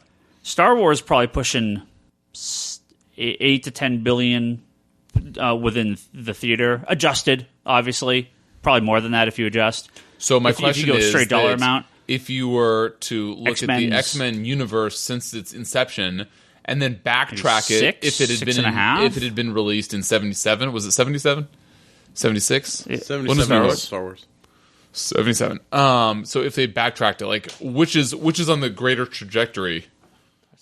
I mean, Star Wars. Yeah, Star Wars. I mean, they've every movie has made more than the previous.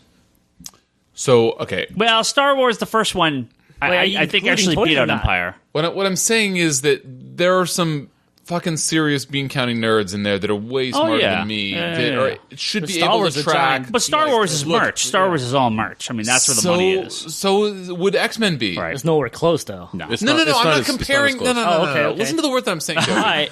X-Men. I'll try. X-Men is I'll not. try and keep up, Bryce, man. So, what's your favorite Marvel character that Hey, has hey, not been in? wait. in Marvel? Seriously though, Sinister. I mean, because they're already doing Apocalypse. That would have been my go-to. No. answer. Oh, I thought we were going back The to that question is, Hey, I want to what- stay on Star Wars real fast. Hold on. What Marvel character has disappeared from comics sorry, in we switched- Secret Wars? Yeah, well, I Let's mean, go back to the question that was Obviously, asked. Hope.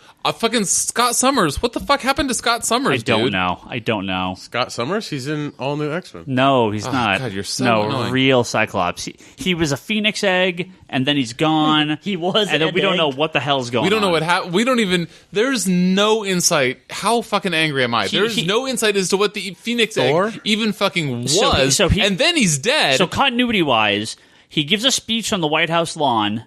He then has a Phoenix egg. The world ends, and he did something really horribly 9 months ago, and nobody knows what. And that's the current continuity. 8 months ago. Don't 8 months be ago. chronologically fucking ignorant. What? Thor's around?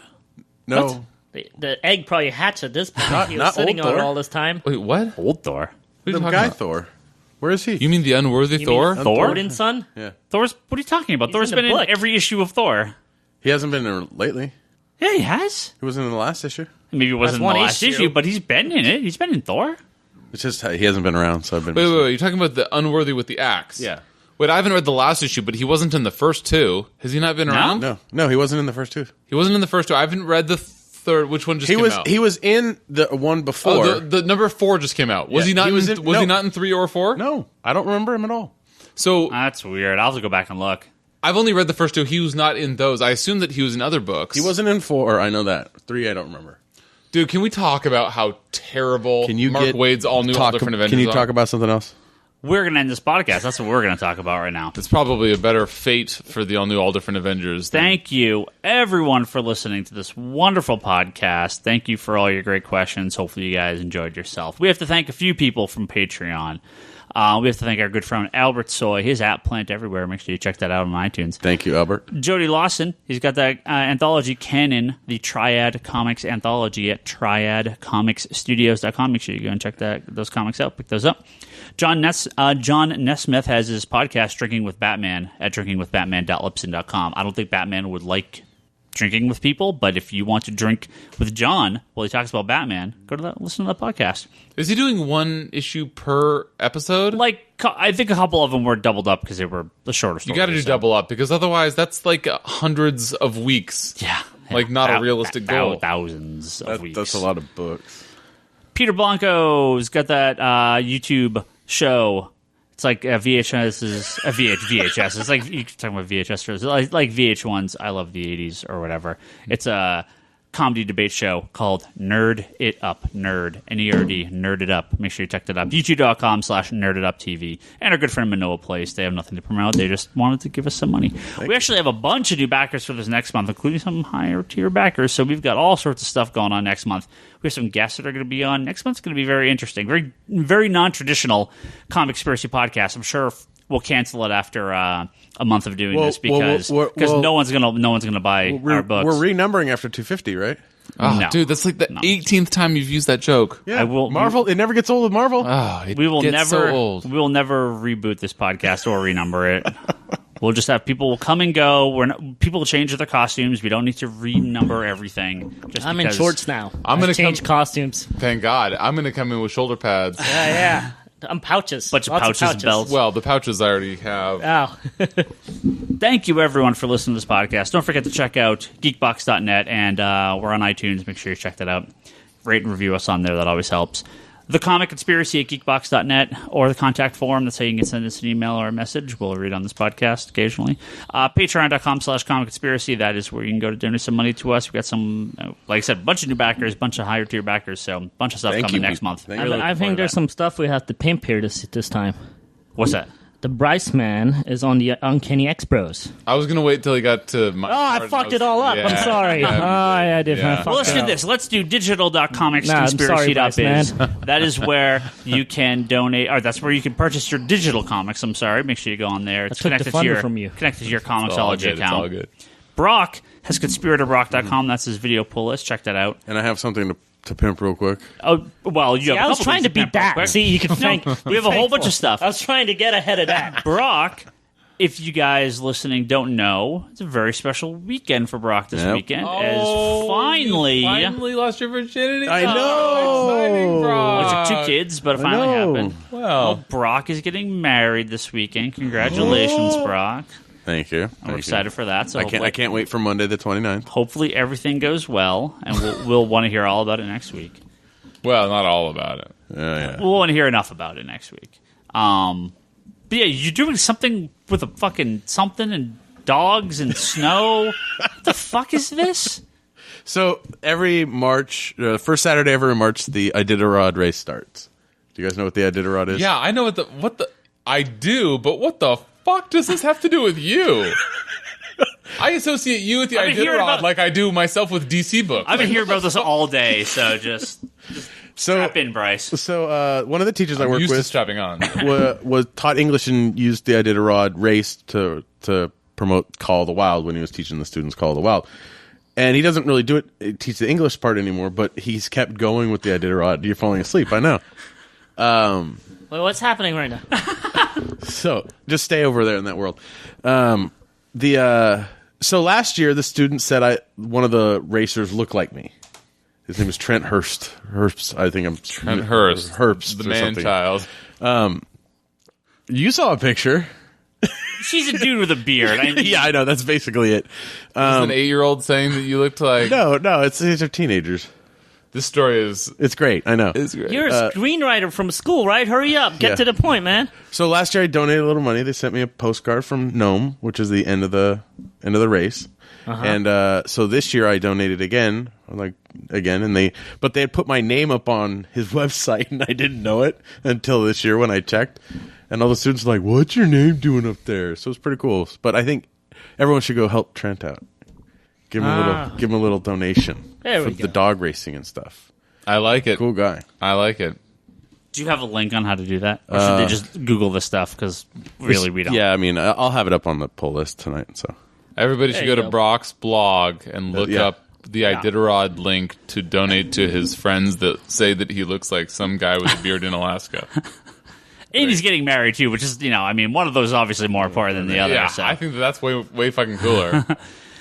But we also have Charlie, who should be back next week. Work's been killing him, but he's back normal schedule. Infinite Longbox Podcast and The Wanderers in the Fourth Dimension. Make sure you check those out. His comic book and Doctor Who podcast. And, of course, my lovely wife, Leanne. She has her shop at etsy.com/shop/Leanne Hill Art. Make sure you go on there and buy some stuff. On Twitter, I'm Ryan Higgins Ryan. Brock is Brock Sager. Bryce is Larsen Bryce. Toby is Toby XI. Charlie is Insanity and Chaos. And finally, this week on Monday, I decided to get all of my other little social media stuff up for the store. I've been very lazy about doing this, and I decided we're finally going to do it. So, if you don't want to hear all my horrible opinions about Man of Steel or why I think comic books sell the way they should, and you just want to... I think they will leak into the... Yeah, there's no way. And you just want to say... Okay, You gonna be more PC on your store account? I followed Mark be like Miller Marvel? on the PC account. He did. I was okay? here for that. No Or way. on the store I was here for account. that, yeah. What? I You followed did? Mark Miller on the store account. Okay? Why? Because the store more account PC as a store order. The store account is neutral. The store account is all about everything, love and promotion, and You're separating work and personal. Every comic's the greatest comic ever. And So on your Comics Con, you're gonna be like, everybody buy this Marvel book, and your personal, fuck this book. I even promoted the You'll all be new, like all Jekyll different. and Hyde I even- in like 2 accounts. I even Wait, promoted which the one? all new, all different Avengers issue from this week with the absolutely fantastic Alex Ross cover featuring the hit character from Avengers: Age of Ultron, the Vision. No, why would you go to the dark side? Even I don't like that. Hey, even that worst X-Men comic ever he's promoting. No, that was only on Bryce's page. So That was really funny and really anger-inspiring. And So- you're buying it, aren't you? Yeah, I already bought it. Oh, no, it's in my box. So if you want to this all new, all different, friendly Ryan Higgins Comics Con store on Twitter is an Instagram account, Comics Conspiracy. You can follow This is that. gonna Although be brilliant. I only just set that It's up. gonna be brilliant. So I haven't done too much with that yet. The game is how to read between the lines and all those posts. man. I redid bits of the Comics Conspiracy website, comicsconspiracy.biz. I added info on subscriptions and how to get all that. Also a permanent page for new releases. And we also have a weekly newsletter that we're sending out. So if you want to get some information on that. Write that.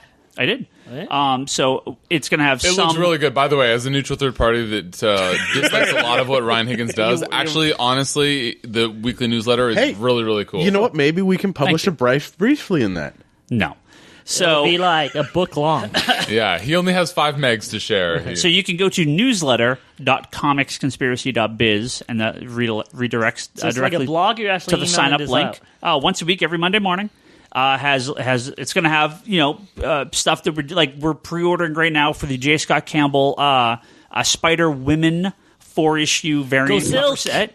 So that's coming up in April. That'll be on next week's. It's on our website now, but it's also on the newsletter for next week. I had links to like Jeff John's Rebirth video and an article, links to the Marvel and DC solicitations. Next week will be like Dark Horse and Image. Is that also the new Ryan where it's equal Marvel, equal DC? Everything. right. You sure? Everything. Yeah. We should. But DC will always be above Marvel. I mean, I'm gonna in every newsletter, because a lot of people don't get previews. So in every newsletter, there's going to be a link to 2 of the company's solicitations. So Marvel and DC first, probably Dark Horse Image, IDW and Boom, and then That's really fucking smart. It's about time you did this. yeah. So you can join that and get a little email from Maybe me we should all write articles. For every it. Monday. No. No. You're That's missing why we the have point, this Brock. podcast. You're No, I'm not missing the point. Brock. I'm just trying to piss him off. Wow, mission accomplished. Yeah, everybody. The Geek Box, Comedy Button, Good Job Brain, All Talk Podcast, Manga Machinations, a bunch of other podcasts on our little network. Make sure to check those out. Hopefully you already are. This podcast is really long, so we're going to stop recording now. No. I got to give my shout out, dude. Yeah, the What's your thing that shout I out? fucked up on. Here you go, Bryce. Ladies and gentlemen, too much has been made about this now. But, Oh, well, yes. Oh, sorry. I meant to do this when we were doing the Yeah, pimp, so and go you ahead. didn't. No problem. I'm used to that from you. So I, it's not a big deal at all. I was honored to be invited and attended the last Uncanny X Bros podcast. We had a great conversation about Deadpool and comics in general, including our fan, listener, customer, and Marvel shit talker sometimes. And by the way, knows much more about comics than I do, which I'm ashamed to say. Josh Redding was a guest on it. So you should all go and look. Gabe runs the Uncanny X Bros podcast. You should all check out Uncanny X Bros Facebook group. Which is more active than the Comic Conspiracy one. Which is way more active. Yeah. They post pictures all the time of like just funny shit or cool things to buy or cool articles. Way more active. And so good job for those guys. But I was on that. It was a good time. They accommodated my schedule with my, having two young children, which Ryan Higgins never does. But to each his own. It was a good time. I don't know how you even heard about it, but I'm glad that you did. I just know, man. I just know. Anyway, there you go. Uncanny X-Bros. I think they threatened to have me on for a Rebirth episode at some point. So This is a tangent break. That's there too, right? I couldn't tell you, but that sounds familiar. Yeah. But anyway, no, it was a great time.